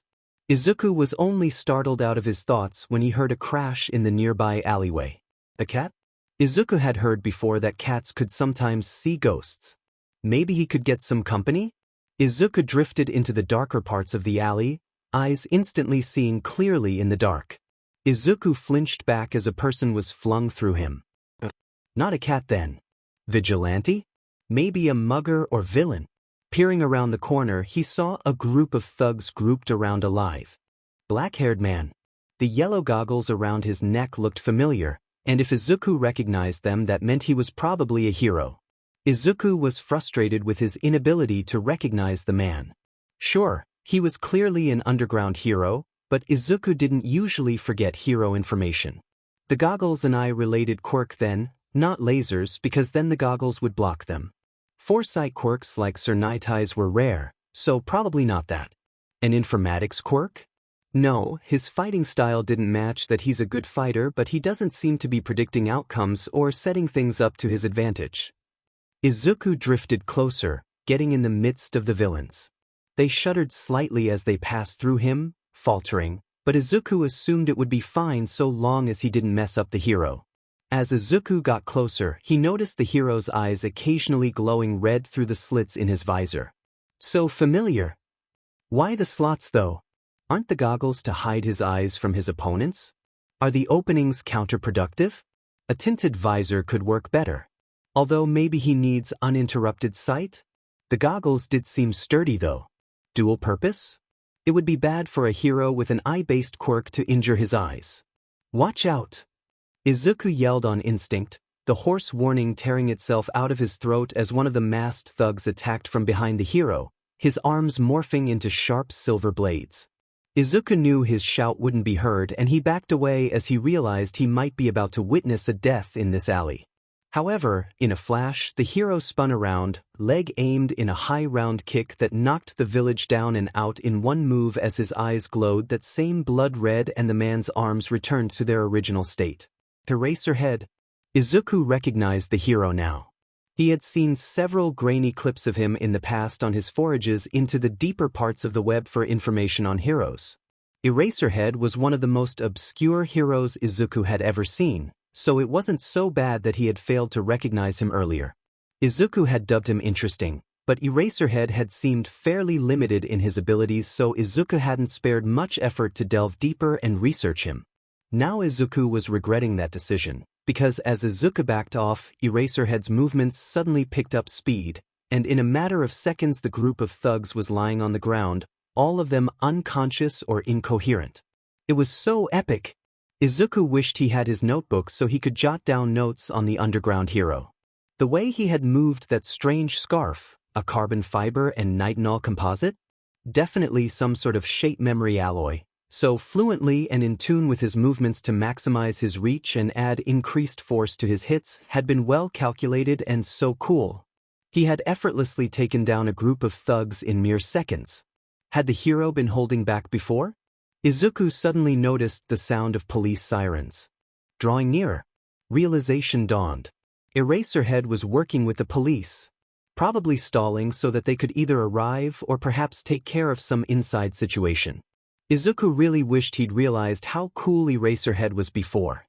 Most heroes didn't plan things out with the police, but rather just left the villains to them. Izuku wondered when that coworker relationship had happened. Did Eraserhead work with the police often, or was this a rare event of cooperation? Izuku floated closer and began observing Eraserhead up close. As Shoyuta finished tying up the villains and handing him off to the police, he straightened, glancing warily around, eyes darting quickly beneath his face mask. When he saw nothing, Shoyuta returned his eyes to the ground as he slumped off. He really needed some sleep. He could have sworn that he had heard a voice calling out to him, but there was no one else in the alley. Izuku was so hyped he knew what he could do now. Without danger from glancing attacks or hostage situations by villains, he could totally observe heroes in action up close. As long as he avoided brushing up against them, he should be able to avoid discomforting them, so it would be fine. Maybe there wasn't much purpose to it, Izuku would never be a hero after all, but at least it was something to do. Katsuki paused, once again riddled with indecision as he stood outside of the Midoriya's household. A couple of days had passed since Izuku's funeral, and for some reason Katsuki had felt an urge to go and see Inko. What he planned to do once he spoke to her, Katsuki didn't know, but he decided to just F it and go anyway. Still, Katsuki was here now and had no idea what he was doing. Even his anger had abandoned him since that day at the funeral, and he didn't know what he was doing in general. Just as he raised his hand to knock, the door swung open. Auntie Inko stood behind it, her shadowed eyes widened in surprise at Katsuki's appearance. The bags underneath her eyes were just as bad as his own, and her green hair was disheveled, just like Izuku's, and sticking slightly to the light sheen of sweat on her forehead. Inko was carrying a heavy box which she nearly dropped at his appearance, so Katsuki felt obligated to take it from her. He had to bend down a lot, which must have been where Izuku got his shortness from. The absent Byesterdi Hisashi had been really tall, if Katsuki remembered correctly. Oh, thank you for taking that. What brings you here? Inko asked stiffly. What's with the boxes? Katsuki was surprised at how gravelly his voice was. It was always bad, but a few days of silence aside from the occasional guttural screaming had done it no favors. Auntie Inko's eyes darted behind her. I'm just moving a few things out. Katsuki's blood-red eyes shot up to the boxes as her voice wavered. Was it Izuku's stuff? Would you like to come in? You can just set the box down right there. Someone is going to come by and collect it later. Make yourself at home, Katsuki. I'll make some tea. Inko plastered on a smile, her face tight and eyes dark. Katsuki nodded as she left, her shoulders tense as she entered the kitchen. Katsuki slouched in the doorway, slowly examining the apartment. It had been years since he had been here, and aside from some slight aging, not much had changed. It brought Katsuki back years ago to the days he had spent with Izuku happily in this house. Katsuki found himself drawn to the wall of photos and subconsciously wandered toward it. He surveyed the pictures, noticing he occupied way more of them than he deserved to. Up until Izuku was 8 or so, Katsuki was in just about every single photo. He'd forgotten just how close they had been, and even he couldn't help the tug of loss he felt looking at these photos. His eyes lingered on one in particular, of him and Izuku in matching All Might hoodies. They looked 5 or so, and ridiculously happy. Katsuki had his arm draped over Izuku's shoulder, pulling him down in a side hug, and they both had huge smiles spread across their faces.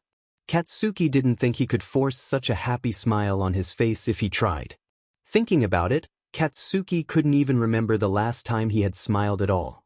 Probably no, definitely before he had stopped being Izuku's friend. Katsuki's eyes burned as he looked at the picture. How many times would he have to be reminded of what he had thrown away? A gentle brush against his arm startled Katsuki and he flinched slightly as he turned to face Inko. What are you looking at? She followed where his eyes had been, and they finally softened from the out-of-place steel, glittering shakily in the soft light. Oh! She sighed quietly, raising a hand to her chin. That was a cute photo. Izuku kept it in his room, but I figured that since... Inko paused, clearing her throat slightly. Anyway, I took it out and put it up here. That was one of the last pictures of you two together. She paused, lowering her hand slightly and looking at him.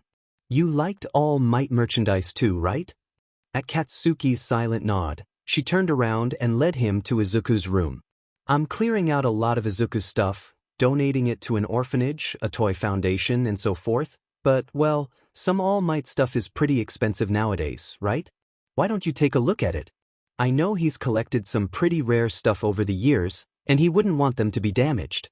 Do you think you could take some? You'd know better than I would, and Inko jumped as a shrill whistling came from the kitchen.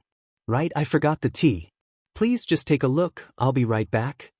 She scurried away, pushing a bag into his hands, leaving Katsuki staring at Izuku's room. His room was mostly barren, lacking any of the life that Katsuki imagined Izuku would have brought to the room. Was that ironic or just as expected? The colors seemed muted, even in the bright reds and blues of the All Might figurines and posters. It felt wrong to take his stuff, but at the same time, Katsuki couldn't let rare All Might merchandise be left to snot-nosed little sheets who wouldn't know how to take care of it.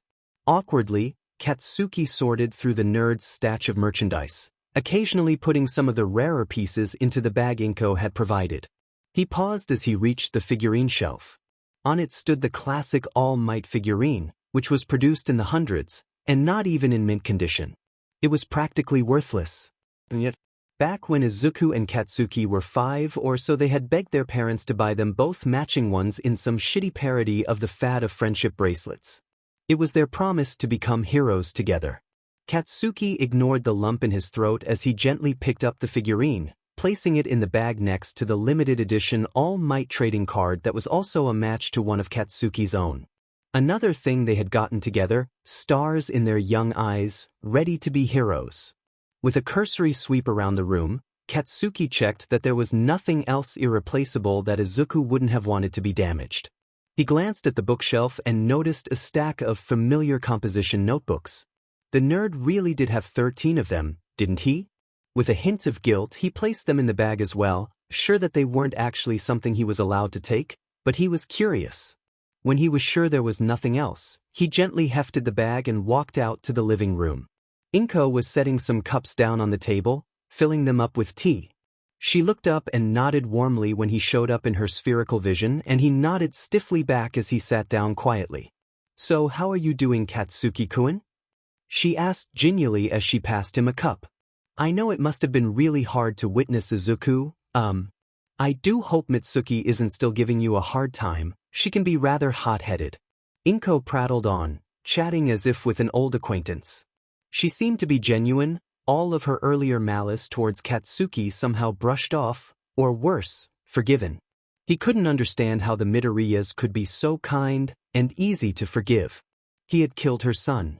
That stifling rage that had been so prevalent in him for the past few weeks began to rise back up. The sheet. Katsuki growled as he shot up, hands slamming down on the table. Inko looked at him, startled. Katsuki-kun? You shouldn't be this nice to me. Hey! Auntie, Katsuki interrupted. I killed Izuku. Her eyes widened but she calmed quickly. Katsuki, I'm sure you must feel some sort of survivor's guilt, but you don't understand. Katsuki shouted hoarsely, voice drawn out, rough sandpaper desperation breaking it. It's my fault he jumped. I bullied him, I was awful to him, I told him, his voice cracked, breaking off. I told him to jump off the roof if he wanted a quirk in his next life. Inko looked taken aback, as though she had been slapped. Katsuki felt acid filling his throat, the words burning as they left his mouth. His words had been so effing cruel. You, her voice trailed off, the tone imperceptible. Katsuki picked back up. And then he actually went and did, and Katsuki's voice broke again. Damn it. I didn't want him to do it. I didn't want him to die. Why did that idiot listen to me? Katsuki yelled, shuddering gasps wrecking his gravelly voice as he struggled not to light his hands up or kick something. He stood there for a moment, head tilted down, heaving as he tried to catch his breath and stop the prickling in his eyes. And I killed him, he finally whispered. Inko surveyed Katsuki for a moment, considering. I thought that might be. She finally admitted woefully.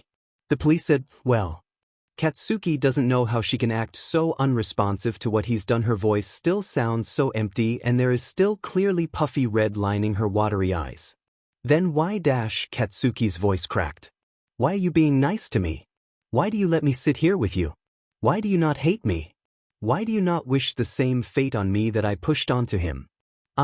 She swallowed heavily, before shaking her head almost absent-mindedly. Katsuki wondered what she had thought at that moment.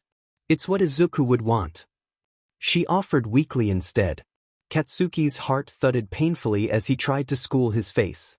He cared a lot about you. Inko studied his face carefully. Nobody will judge you for caring about him or for being sad. I'm not sad. He growled instantly. Katsuki was sad. He felt broken and he didn't want to feel that way. He had caused everything, and he was judging himself for all the things he had ruined, and being in this house only heightened that aching pain. More than anything else, he was angry at himself. If only he could turn back time.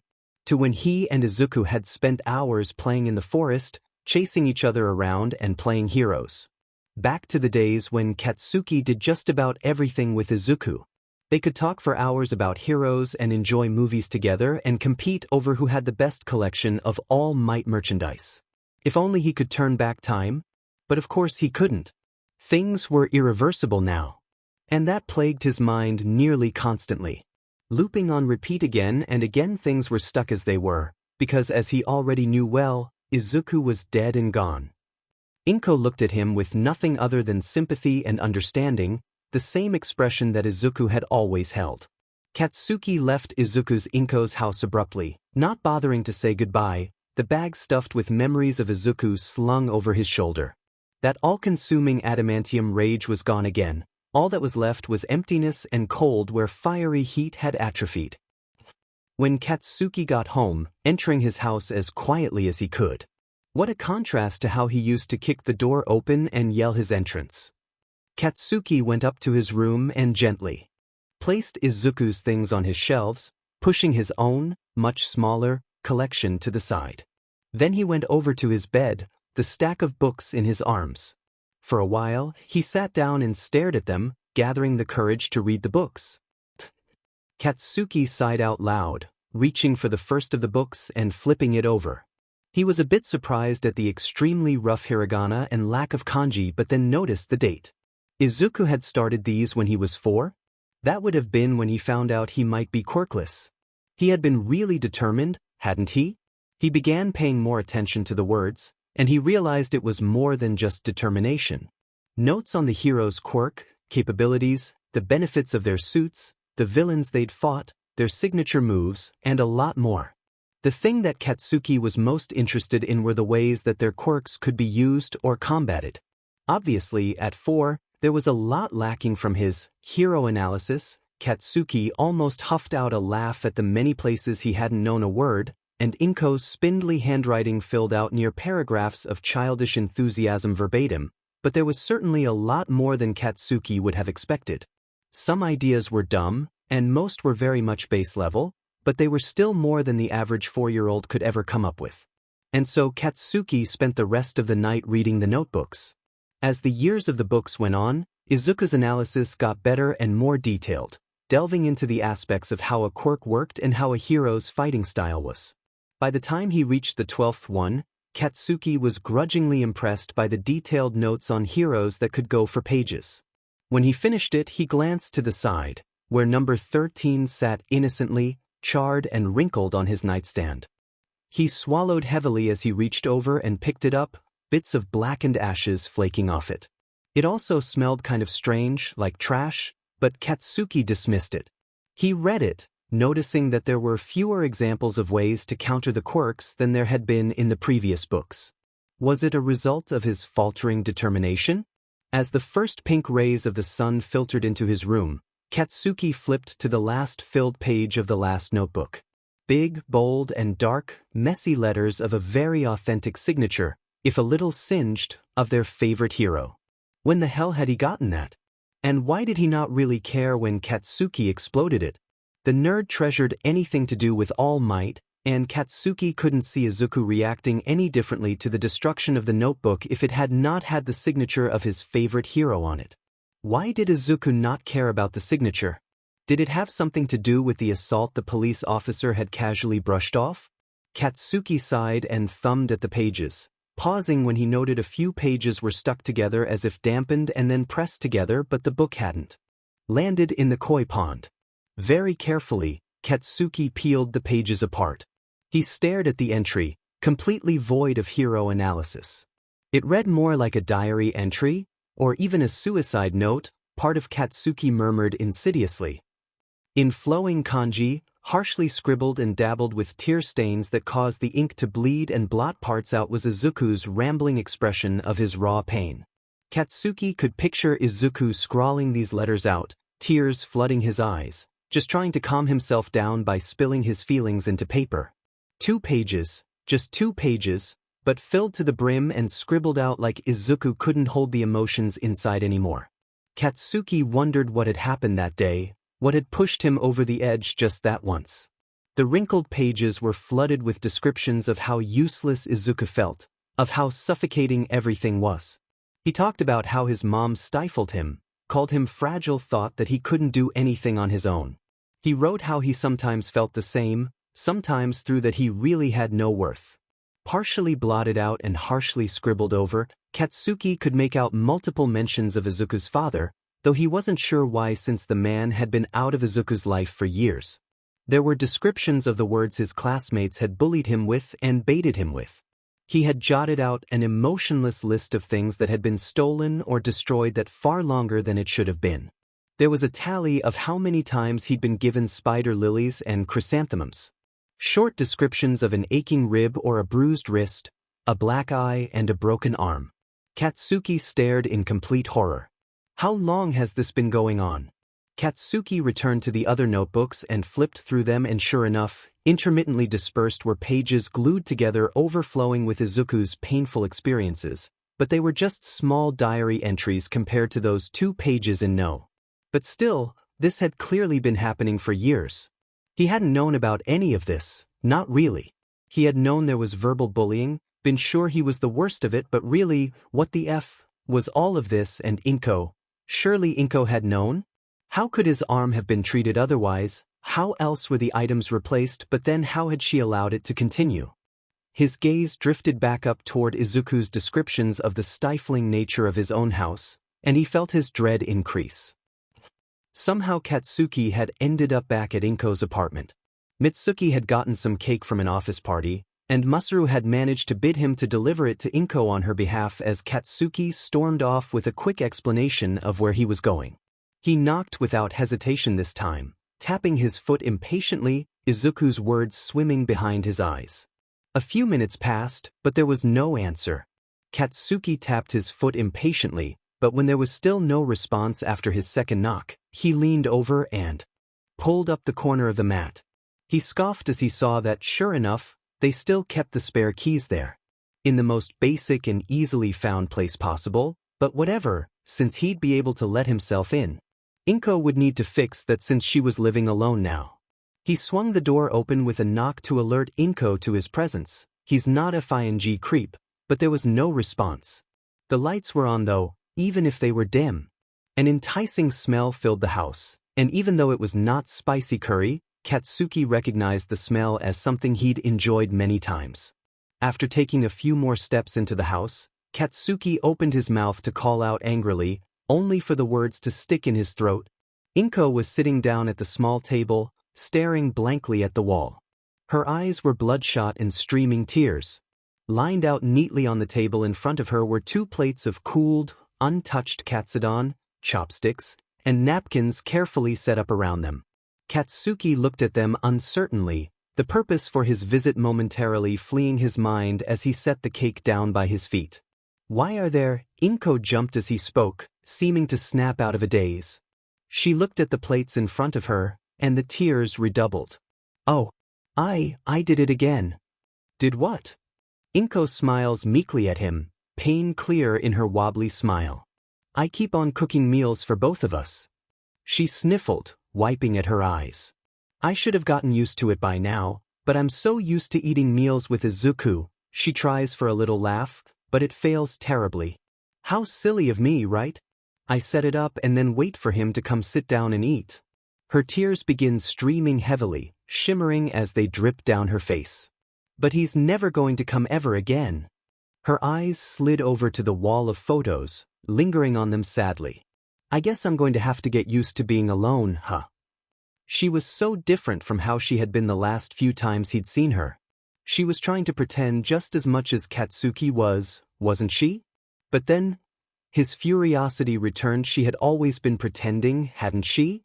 Pretending like things were fine, pretending like she couldn't see what was happening to Izuku. Pretending. You effing knew, didn't you? Excuse me? Inko recoiled, visibly startled at his abrupt change in attitude. You knew, he repeated, frustrated and gesturing wildly with his hands. About how much he was hurting?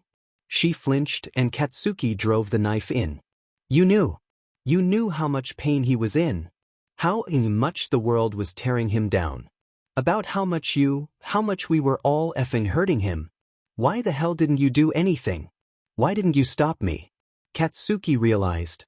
Perhaps knowing there were so many other things that went into Izuku's decision should have been cathartic, but it only hurt more because out of anyone, Izuku should have been able to depend on him, on them. He hissed, tearing at his hair as his eyes burned but no tears welled up. He hadn't cried, not really, not since that day, not with the anger and emptiness being the only thing that fueled him and kept him going. Why did we treat him like he was so useless? He was so much FING more than that he was worth so FING much, and I just beat him down and you just completely dismissed his dreams. It's not fair. It's not FNG, right? He cried out. Inko stared at him with wide, watery eyes. He tried to breathe deeply. Why? His voice broke and he swallowed. Why didn't you do anything? I don't understand. Her voice wavered and her lower lip wobbled. Suddenly big tears were dripping down her face as her shoulders shuddered and she buried her face in her hands. I couldn't take it, she sobbed. It was too much and too scary and I wasn't strong enough. I was worried and so afraid, and she heaved out a cough, not breathing enough as she wailed, choking on her tears. I couldn't see him past my prejudice and fear, and I was wrong, so wrong, to not see what he was capable of, and I couldn't admit it to myself, and I was so weak. She broke down, blubbering incoherently, as Katsuki stared down at her. Holy F, she had really, how the F could you do that to him? He yelled, ignoring her tears. He was getting beat up, having his stuff stolen, and you just thought? Oh, this is so scary, I can't do anything? He demanded incredulously. I couldn't. She cried. He wouldn't tell me anything and I thought I had no choice but to just let it go, but I should have fought for him, believed in him, known better to take the easy way out. She breathed deeply, heavily, attempting to get her shuddering under control, but the tears didn't stop. I was so bitter, she admitted balefully, voice hoarse and unsteady. When you came to me and blamed yourself so clearly, so honestly. She laughed tearfully. You were so brave, Katsuki-kun, but even though you were hurting I couldn't admit how much of a role I played and just kept denying that it was my fault too. She sniffled, sending a watery smile up at him as he stared at her. That's why I couldn't be mad at you. The police told me that you'd owned up. I know Mitsuki thinks you didn't, but they encouraged me not to press charges.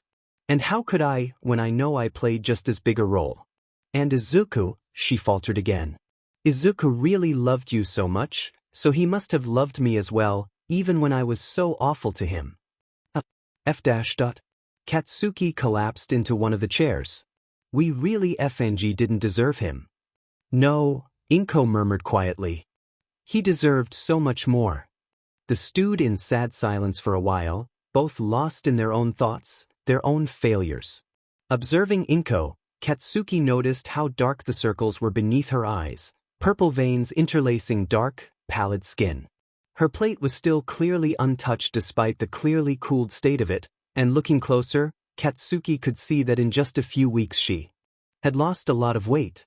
She had been cheerfully plump before, and while she wasn't in the same state she had been before Hisashi had left, she was dangerously thinner for such a short amount of time. Katsuki knew he had lost weight as well, if not quite as much, but he could see true exhaustion in her limbs as they trembled slightly. "I can come over," Katsuki offered before he could stop himself. Inko blinked a little at the non sequitur, sending some remaining tears down her round cheeks. "So you don't have to be alone." Inko looked up at him, a shimmer of surprise and doubt in her dulled eyes. She cleared her throat. You don't have to do that, Katsuki. Food tastes like sheet, right? Cardboard," she admitted sadly. After a second, she seemed to come to a conclusion. "Would you like to come to dinner tomorrow? I'd offer you some of the katsudon, but I'm afraid it's a little bit cold." She laughed a little, waving around. "We took an unexpected emotional detour after all." Katsuki nodded. "Sure. I'll be there." After a second, he remembered the cake.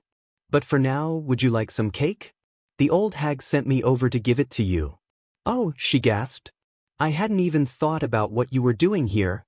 That sounds nice." She paused. "Would you like some as well?" Despite a general distaste for sweet things, Katsuki nodded. Inko dished up the cake, and it took one bite for her to break into tears once again. Izuku loved this type of cake. Katsuki took a bite, and sure enough, he remembered it. The same cake Izuku had always had at his birthdays. The familiar flavors brought him back. God damn it, he needed to stop reminiscing. He did. The nerd used to get it everywhere. What kinda idiot tries to eat cake with chopsticks? Do you remember how he was convinced with enough practice he could use chopsticks to pick up water? They laughed softly in memory and chatted hesitantly the rest of the night. There was a solemn sadness that lingered on the air with the tear marks still staining the tablecloth, but a lightness from finally confessing the guilt that had plagued them, though they wouldn't go away overnight. Looking at Inko's tense shoulders and the way she seemed to struggle to swallow sometimes, he realized he wasn't the only one grappling at some lost sense of normality. A few nights later, Izuku was surprised to see Kaken when he finally decided to show up at his house. He had been avoiding it for the past week and had enjoyed learning more about heroes, but he'd decided he had to at least check on his mom. He was glad to see her and Kaken doing well, but he couldn't help the momentary pain he felt as he glimpsed them chatting like old friends. They were doing fine without him. He crushed his thoughts away, ignoring the guilt. It's not like you're not the one who chose to leave. Izuku left his mom, taking once again to the lonely streets. Maybe he'd find another hero to watch, to take his mind off the life he had discarded. For now, he would just grasp at the little bit of normality he had left. Katsuki had been eating with Inko for a few weeks now, and if Katsuki was a positive person, he might have said it was doing him good. A little over 3 months had passed since Izuku had died, and if Katsuki wasn't in nearly as bad a state as he had been in during the first few weeks, he had been eating with Inko nearly every day, so he wasn't in danger of dying from starvation anymore, which was good, as that would have been a shitty way of going out. Inko was also doing better, and though she hadn't stopped losing weight, it was now for healthy reasons, as she sometimes went jogging with, or rather, far behind, Katsuki, and she had stopped shaking from malnutrition and exhaustion and guilt. Katsuki too had managed to get back on track to go to a hero school, as he began eating normally again. The nostalgically familiar taste of Inko's food was the only thing that didn't taste like cardboard. However, the way Katsuki spent nearly all of his time outside of school with Inko had drawn suspicion on him at home. For the first time this week, he went home after school, and as soon as he entered the door, Mitsuku slammed it shut behind. "Where the hell have you been, brat?" Katsuki shrugged her off. "Nowhere, hag. Been hanging out with delinquents then? Killing some more innocent kids?" Katsuki refused to flinch, but he wanted to. "Mitsuki," Masaru warned quietly as he walked out of the kitchen. "What now?" She snapped. "Isn't that a little harsh?" "Is it?" "Because he refuses to say where he's been. With someone like him who knows what kind of shit he's been doing." "Mitsuki," Masaru was getting exasperated with his wife's behavior. "You know, it's effing fine." Katsuki snapped. "I don't want to stick around this shitty house anymore. I was just about to leave, so He hadn't, actually, but he wasn't about to stay after that. He dropped off his backpack, ignoring the homework and stalking his way to Inko's house.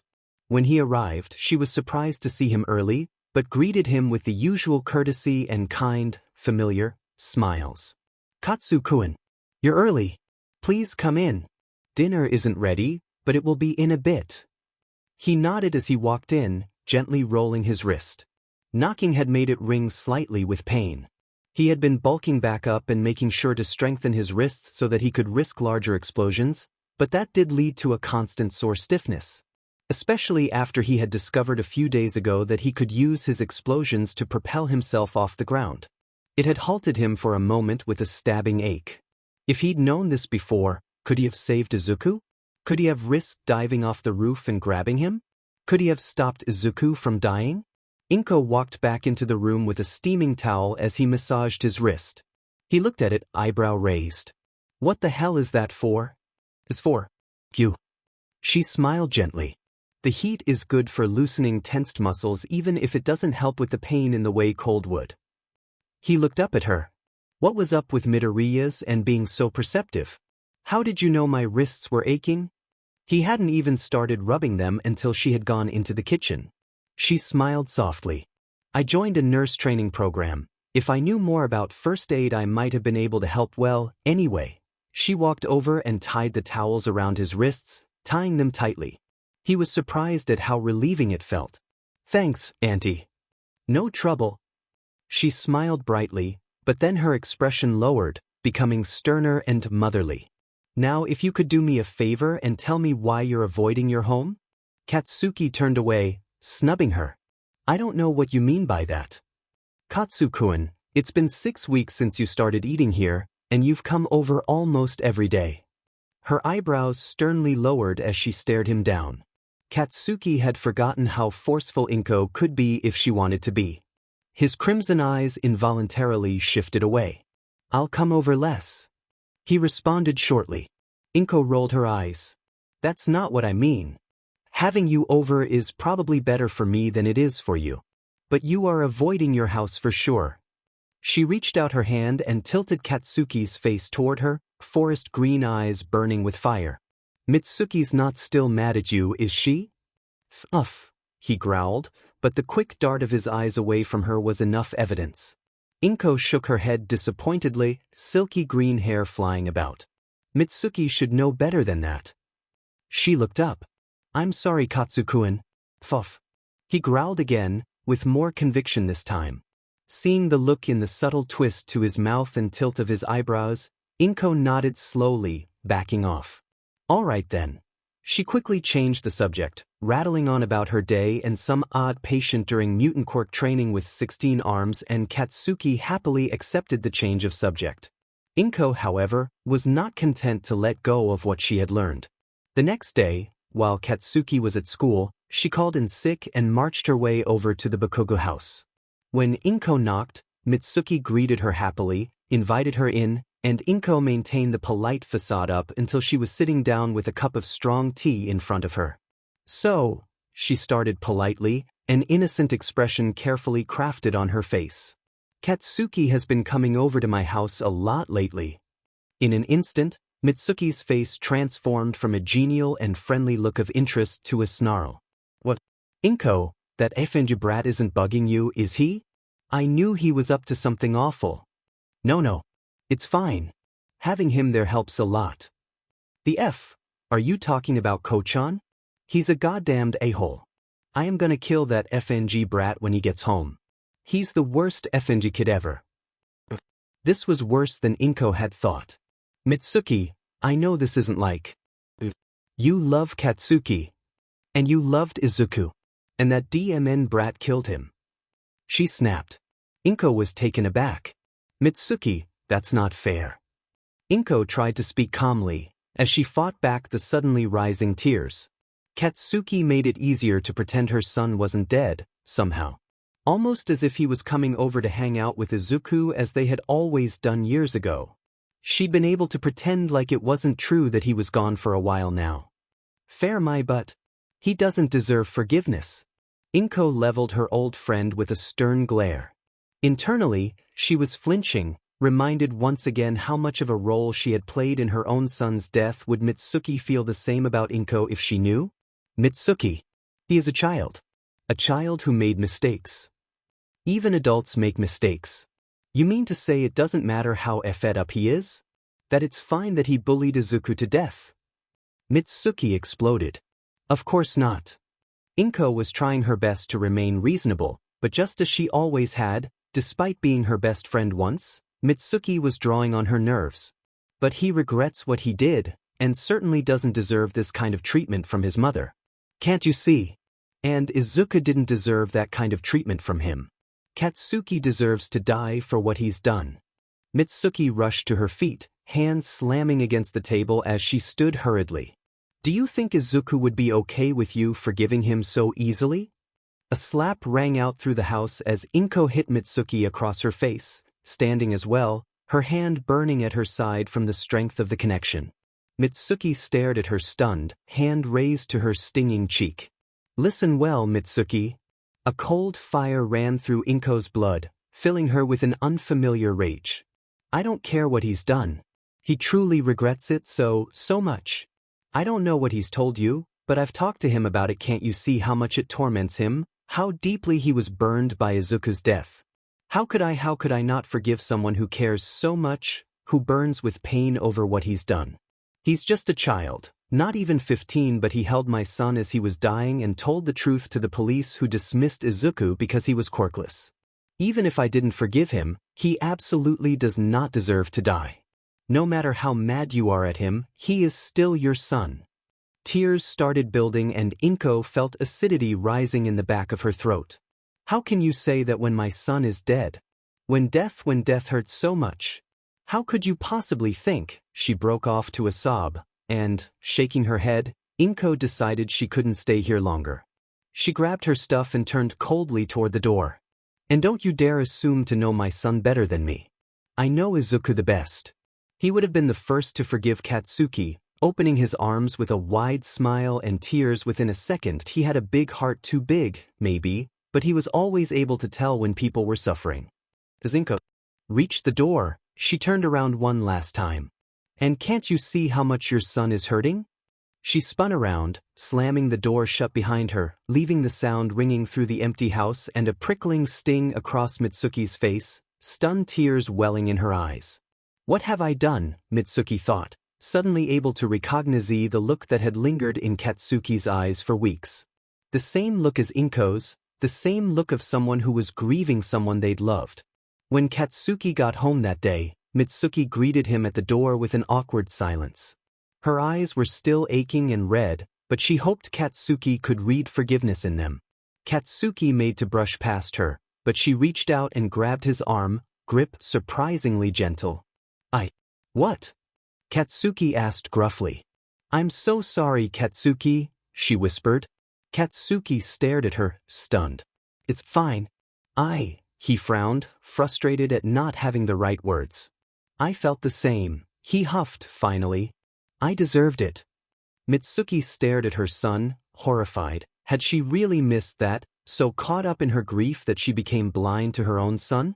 She pulled Katsuki forward, wrapping him in a hug. He flinched briefly, and Mitsuki tightened her hug. I'm so sorry, she whispered again, fervently. So sorry. Oh, Katsuki, my son, she murmured against his hair, gently running her hands over his back as he began shaking with silent sobs. I'm so sorry, you didn't deserve any of it. I love you so much, Katsuki. I'm so sorry. Please, will you tell me everything? I want to understand. Okay, Oka-san. I'll tell you. Katsuki lowered his head as he returned the hug. He noticed the tears dripping down his cheeks.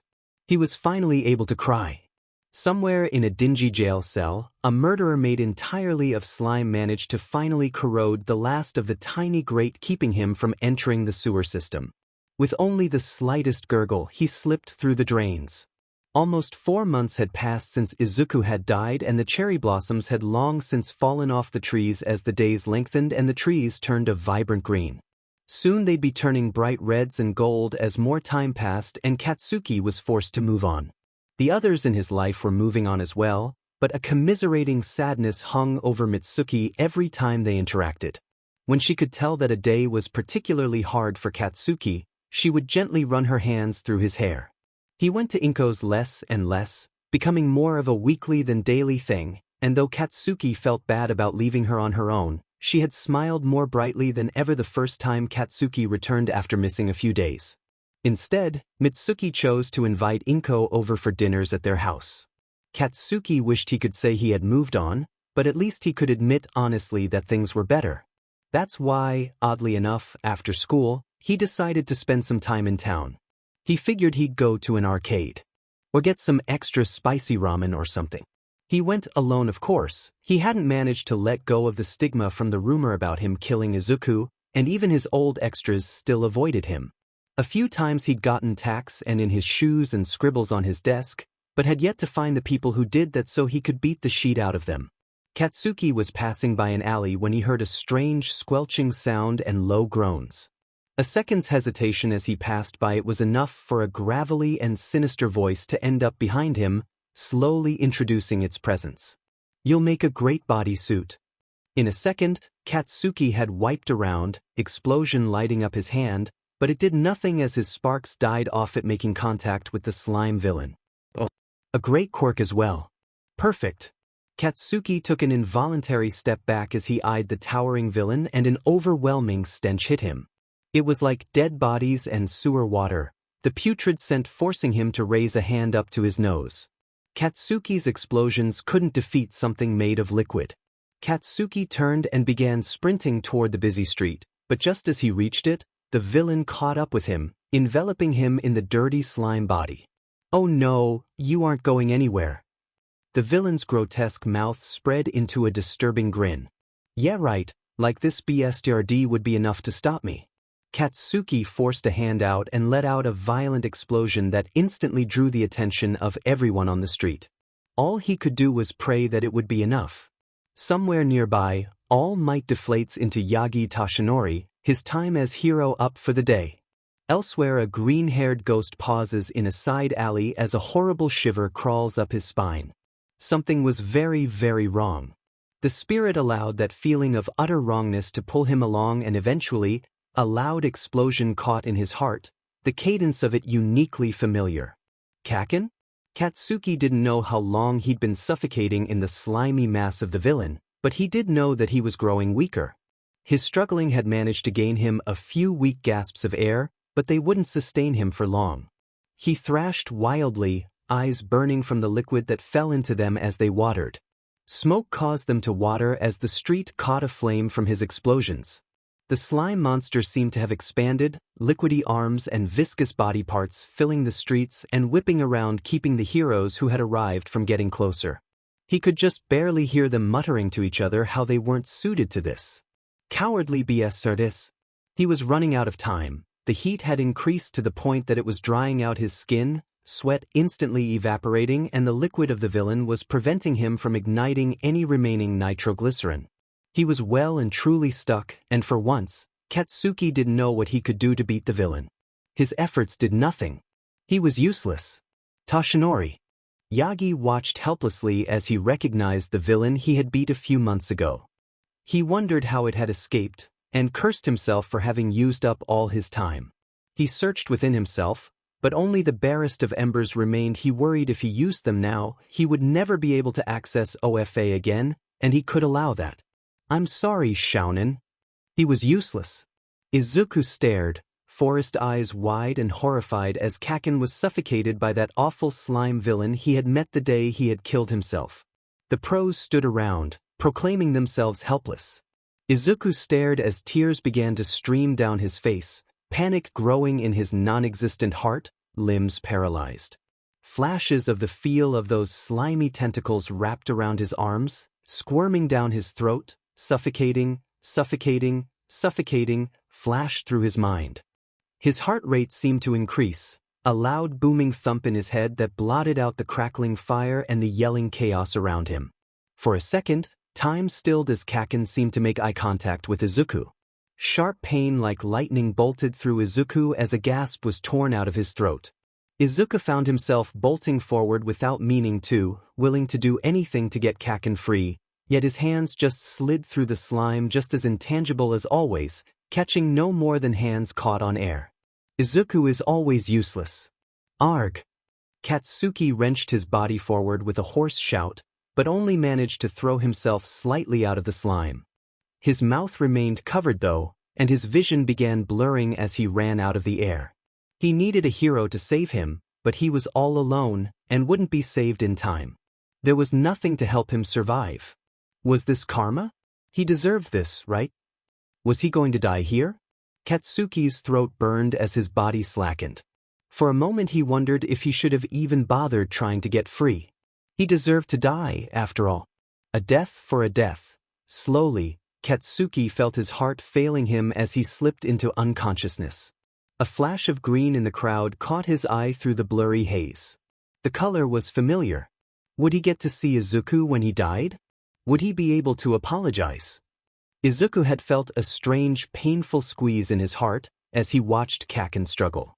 A suffocating feeling began to build, and somehow, Izuku knew that Katsuki was about to die. As lonely as Izuku was, the last thing he wanted was for Katsuki to become a ghost as well. Izuku had met Kaken's crimson eyes, seen the frustrated tears and fear in them, despite how unfocused they were. His heart squeezed painfully. Kaken was dying. Izuku couldn't possibly stand back. As Izuku clawed at the slimy villain, he could feel his heart begin pounding. For a fraction of a second, he thought he saw his hand make contact with the sludge, but in the next it was slipping through again. He felt frantic and desperate, and he doubted he had any semblance of control of his limbs. Forward again and again, trying to do anything to get a hold of the villain and save Kaken when no one else would. The voices of Izuku's past taunted him, calling him useless and weak and everything that Izuku had always known about himself. He cringed back from the voices, allowing his hands to drop and for him to stumble a few steps back from Katsuki's slowly stilling body. What did he possibly think he could do? And yet, despite all the years and all the hardships he'd been through, despite all the names and the pain and the tears, despite everything that Izuku had learned meant he was useless, he would not give up. He lunged forward once again, wrenching at the odd feeling in his gut, and a loosened brick suddenly flung itself forward, slamming into the villain's eyes, causing it to flinch back, giving Katsuki a gasp of desperately needed air. A burning filled his body, lighting his nerves with flickers of fire as power surged through his body. A wholeness filled Izuku, dragging his feet to the ground. His body tingled as it registered more sensation than he had felt in months. A leaden weight formed in his arms as they burned and tingled and flickered like a weakened flame struggling to catch a hold of its strength. The stones below him dug painfully into his bare soles, sending bites of pain into his feet. Izuku would not give up. He was intangible, dead, and unable to be a hero, and he couldn't grab the slime. By all accounts, he couldn't do anything. With nearly non-existent hope, Izuku reached out for Kaken's wrist. But for once, Izuku refused to be useless. In a house a few blocks away, a concerned mother's breath caught in her throat. On the news was her son, the same effing brat he always was, in the middle of dying like a effing idiot. And Mitsuki felt like crying, because she remembered what Inko had said, and she remembered the horrible way she had said that Katsuki deserved to die. She had acted like the idea didn't faze her, and gods, she was never more wrong. She was terrified of losing her son. And perhaps in a way, the useless fury that had fueled her had come from a sense of loss, of not knowing who Katsuki was anymore. But regardless of her misunderstanding, her anger, he was still her little boy and he could die, and she didn't know what to do. Mitsuki leaned forward, hand clasped over her mouth as she prayed desperately that someone would save him. The only consolation she had was that she could still see Katsuki struggling. That was her brat. And then, the screen cut to black. Black began encroaching on Katsuki's vision. This was it. As his eyes began to drift closed, the painful fire burning in his lungs began to increase, suffocating him. Then suddenly, relief. The slime villain flinched back, and Katsuki gasped for the air that his lungs were burning for. His vision cleared, and Katsuki's eyes widened, staring at familiar wide viridian eyes as a soft hand closed tightly around his wrist. Katsuki's heart stuttered. He had died, hadn't he? Deku. A beaming, manic smile spread across the green-haired boy's face. Kaken. Deku? Katsuki asked in a horrified whisper. Izuku was shocked that he could be seen, but didn't allow himself to falter from trying to pull Kaken out of the sludge. Deku? Katsuki repeated again, confusion and intense dismay filling his eyes. What the F dash? You're not here. How could you be here? Izuku felt the smile tighten as he pulled Kaken forward, forcing the bravery on his face as he failed to make any progress. He met Katsuki's vibrant red eyes, smiling even as tears ran down Izuku's dirted, pale face. You looked like you needed help. Izuku didn't want to see anyone else die if he could help it, and he didn't want anyone to hurt Kaken. Katsuki still looked at him in alarm and disbelief. Izuku wondered if Kaken thought this was some sort of dying hallucination, but a determined glint filled Kaken's eyes as he bared his teeth. No way in hell am I going out without a fight. He slipped his hand backward and grasped Izuku's hand with a well-timed explosion. Assisting Izuku, he dragged Katsuki out of the sludge. Whipping around with a speed and fluidity matched perhaps only by Eraserhead, Izuku threw Katsuki behind him, surprised at how easy it was. Without real muscles, would it be hard to lift stuff? Maybe it made it so that his strength didn't matter? Though the unwieldiness of larger objects was still in question, as was outward force. The sludge villain was rising again, grotesquely wide mouth spread in a mockery of a grin that was much more of a snarl. You're that brat from before. I'll kill you for that. You for landing me in jail. Behind Izuku, Katsuki's face paled, but he quickly dismissed the thought. There was no way Izuku would have told someone. Keeping bullying a secret was one thing, but attempted murder, a literal villain attack before school, surely he would have told someone. But the ligation marks, the police officer's brief description of the wounds found on him, it couldn't be. The sludge villain lunged forward and Izuku threw his hands forward, hoping that whatever had caused the brick to move before would work again. Telekinesis was often associated with ghosts, right? It may have been weak, but if he could just hold him off, without a hostage, surely the heroes would be able to take care of the villain? To Izuku's surprise, the villain slid backward quickly, the pressure as he hit the wall flattening his body out, but it clearly wasn't with nearly the same amount of concussive force as he suffered from All Might's punch, and the villain's gelatinous body recovered quickly. Still, he seemed shocked, and the distance it created between the villain and the two teens was enough that the heroes seemed to snap out of their daze and rushed forward to contain the villain. As it became evident that the crisis was over and the crowd began wandering away except for one skeletal blonde man who was staring agape at him. Was that?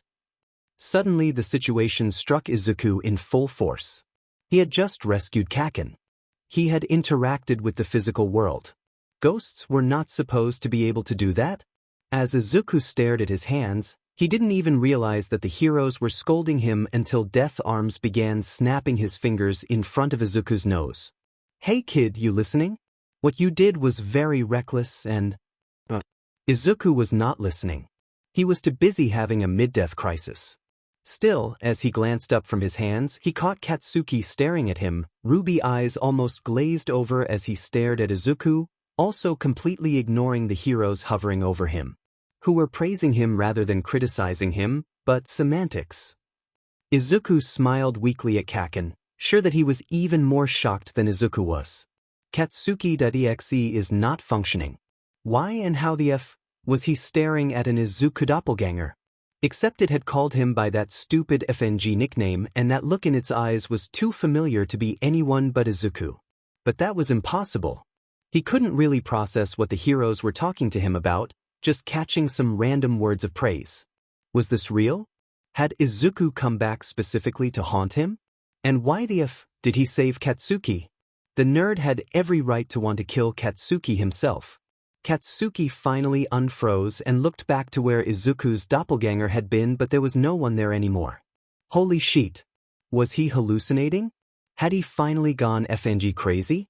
As soon as he was let free, refusing a visit to the hospital, Katsuki was off, sprinting toward Inko's house. Izuku watched as Kaken ran off, panicking a bit. He had only meant to extricate himself from the nagging heroes and then go over to Kaken, but it seemed like he had taken Izuku's absence the wrong way. Well, he couldn't blame Kaken for freaking out. He was dead, and honestly didn't know how exactly he was back himself. He would have definitely freaked if he had seen a ghost. So, unlike Katsuki, Izuku slowly walked off, drifting hesitantly toward his house. He was postponing because he didn't want to face his mom. He didn't know how he could. And what if this didn't last?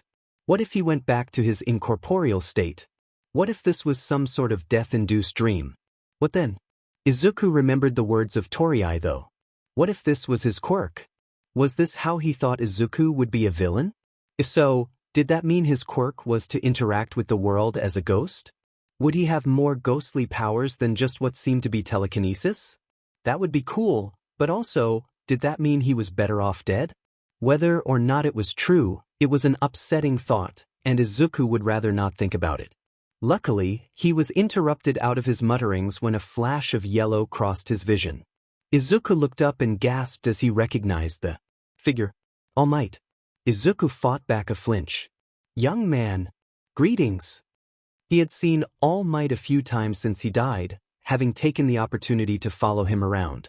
But it was an entirely different thing to be addressed by him. The man who had finally convinced him he couldn't be a hero. That he wasn't worth anything. All Might. He greeted politely, struggling to keep the sour expression off his face. All Might's expression seemed to slip slightly at Izuku's lack of enthusiasm, but it tightened up quickly. Young man, I'd like to apologize for what I said before He coughed suddenly, blood appearing at the corner of his mouth. Sheet. He cursed quietly before going up in a puff of smoke. But Izuku knew what this was. He may have learned a few things, secrets, he shouldn't have in the past few months, but being a ghost gave him the best spying capabilities, and he really hadn't meant to find out about Yagi Toshinori, honest.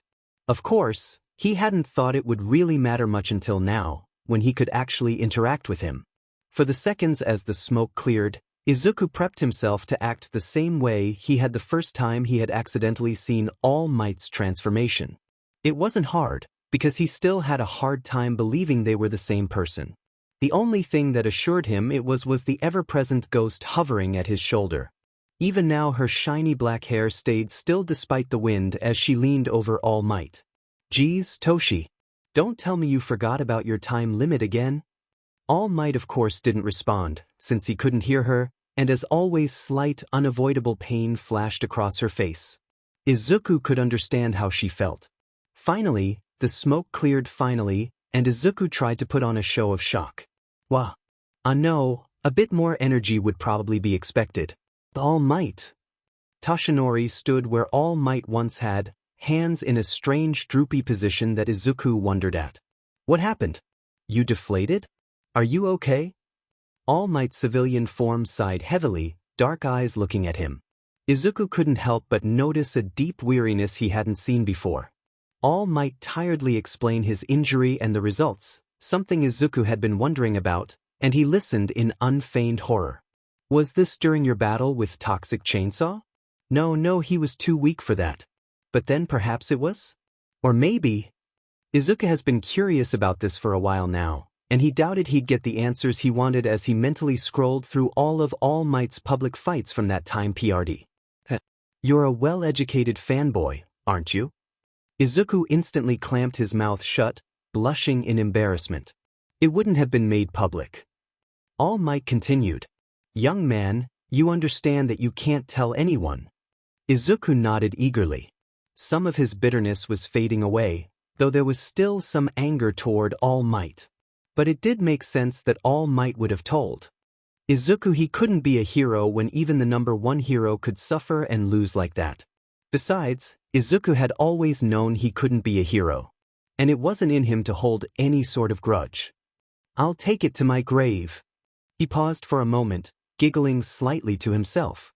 All Might and his ghost looked slightly confused, but the hero picked back up from when he was interrupted by his transformation. I'd like to apologize for what I told you before.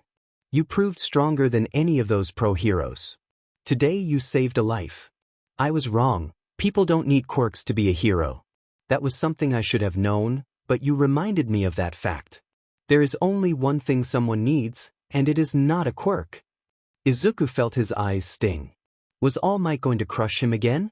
Tell him how much more Izuku lacked? A hero still wasn't a possibility. Izuku knew that. He didn't need to be reminded. He knew. He had always known. He'd lived in a delusion and made what may have been the biggest mistake in his life when he left it. He was well aware that he was too weak. Who would want a hero like him? No one wanted to be saved by a dead man. Izuku looked down as his eyes began to flood. All one needs is a heart like yours, young man, filled with the hope and will to save. And for reminding me of that, I must thank you.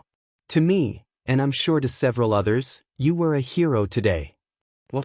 Izuku's head snapped up, eyes widening, tears freezing in place as he stared at All Might. And, the man continued, I truly believe that you can be a hero, even without a quirk. Izuku's breath hitched and his eyes burned.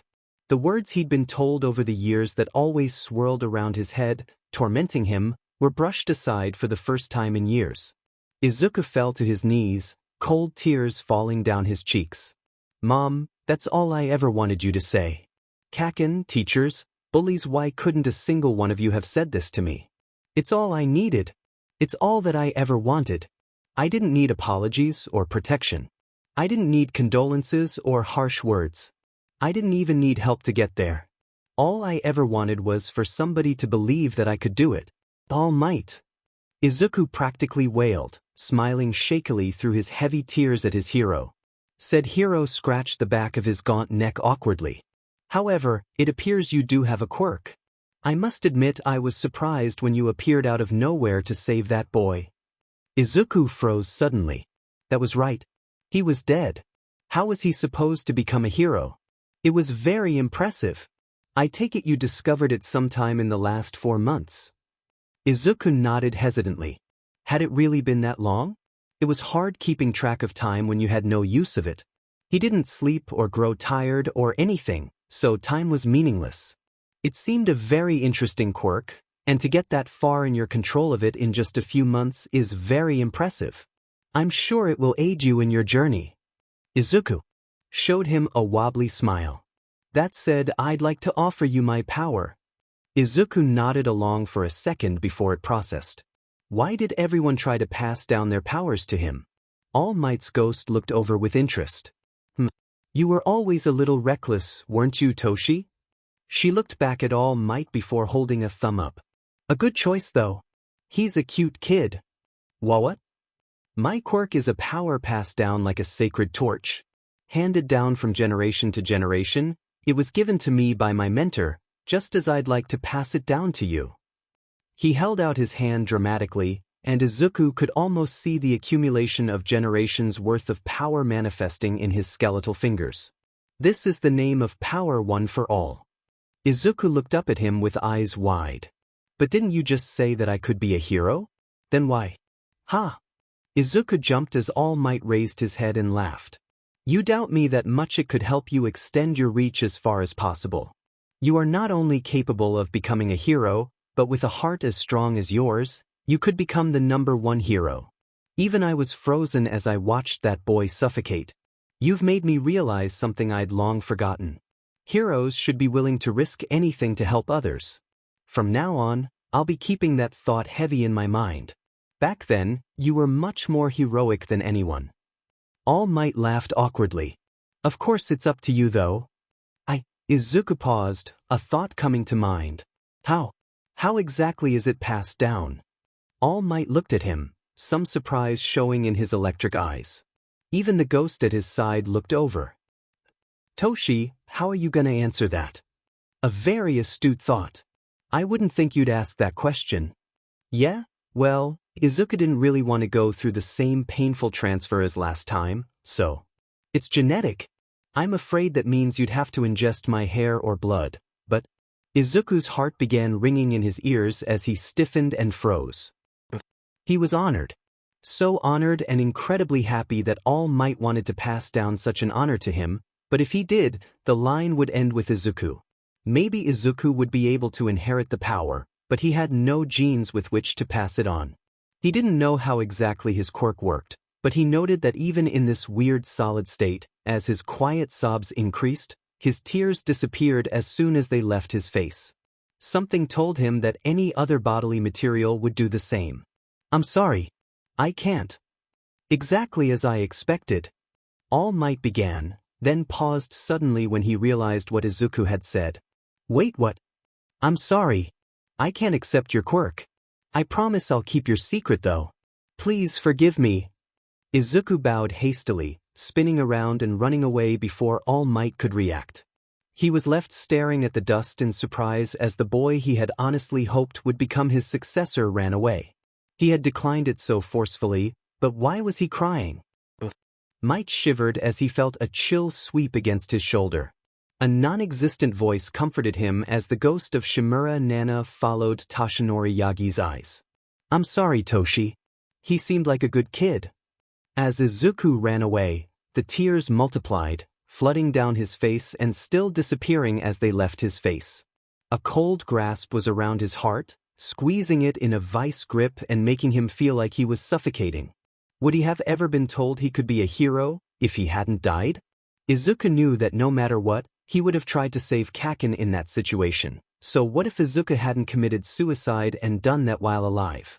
Would All Might have still seen him as heroic if he had failed and someone else had interfered? How would things be different if he hadn't killed himself? The agony of not knowing was almost worse than the reality, the ache of turning down his idol and a dream he could have followed in another life. He couldn't possibly express how much he wished someone had told him that when he was still alive. Because now it was too late.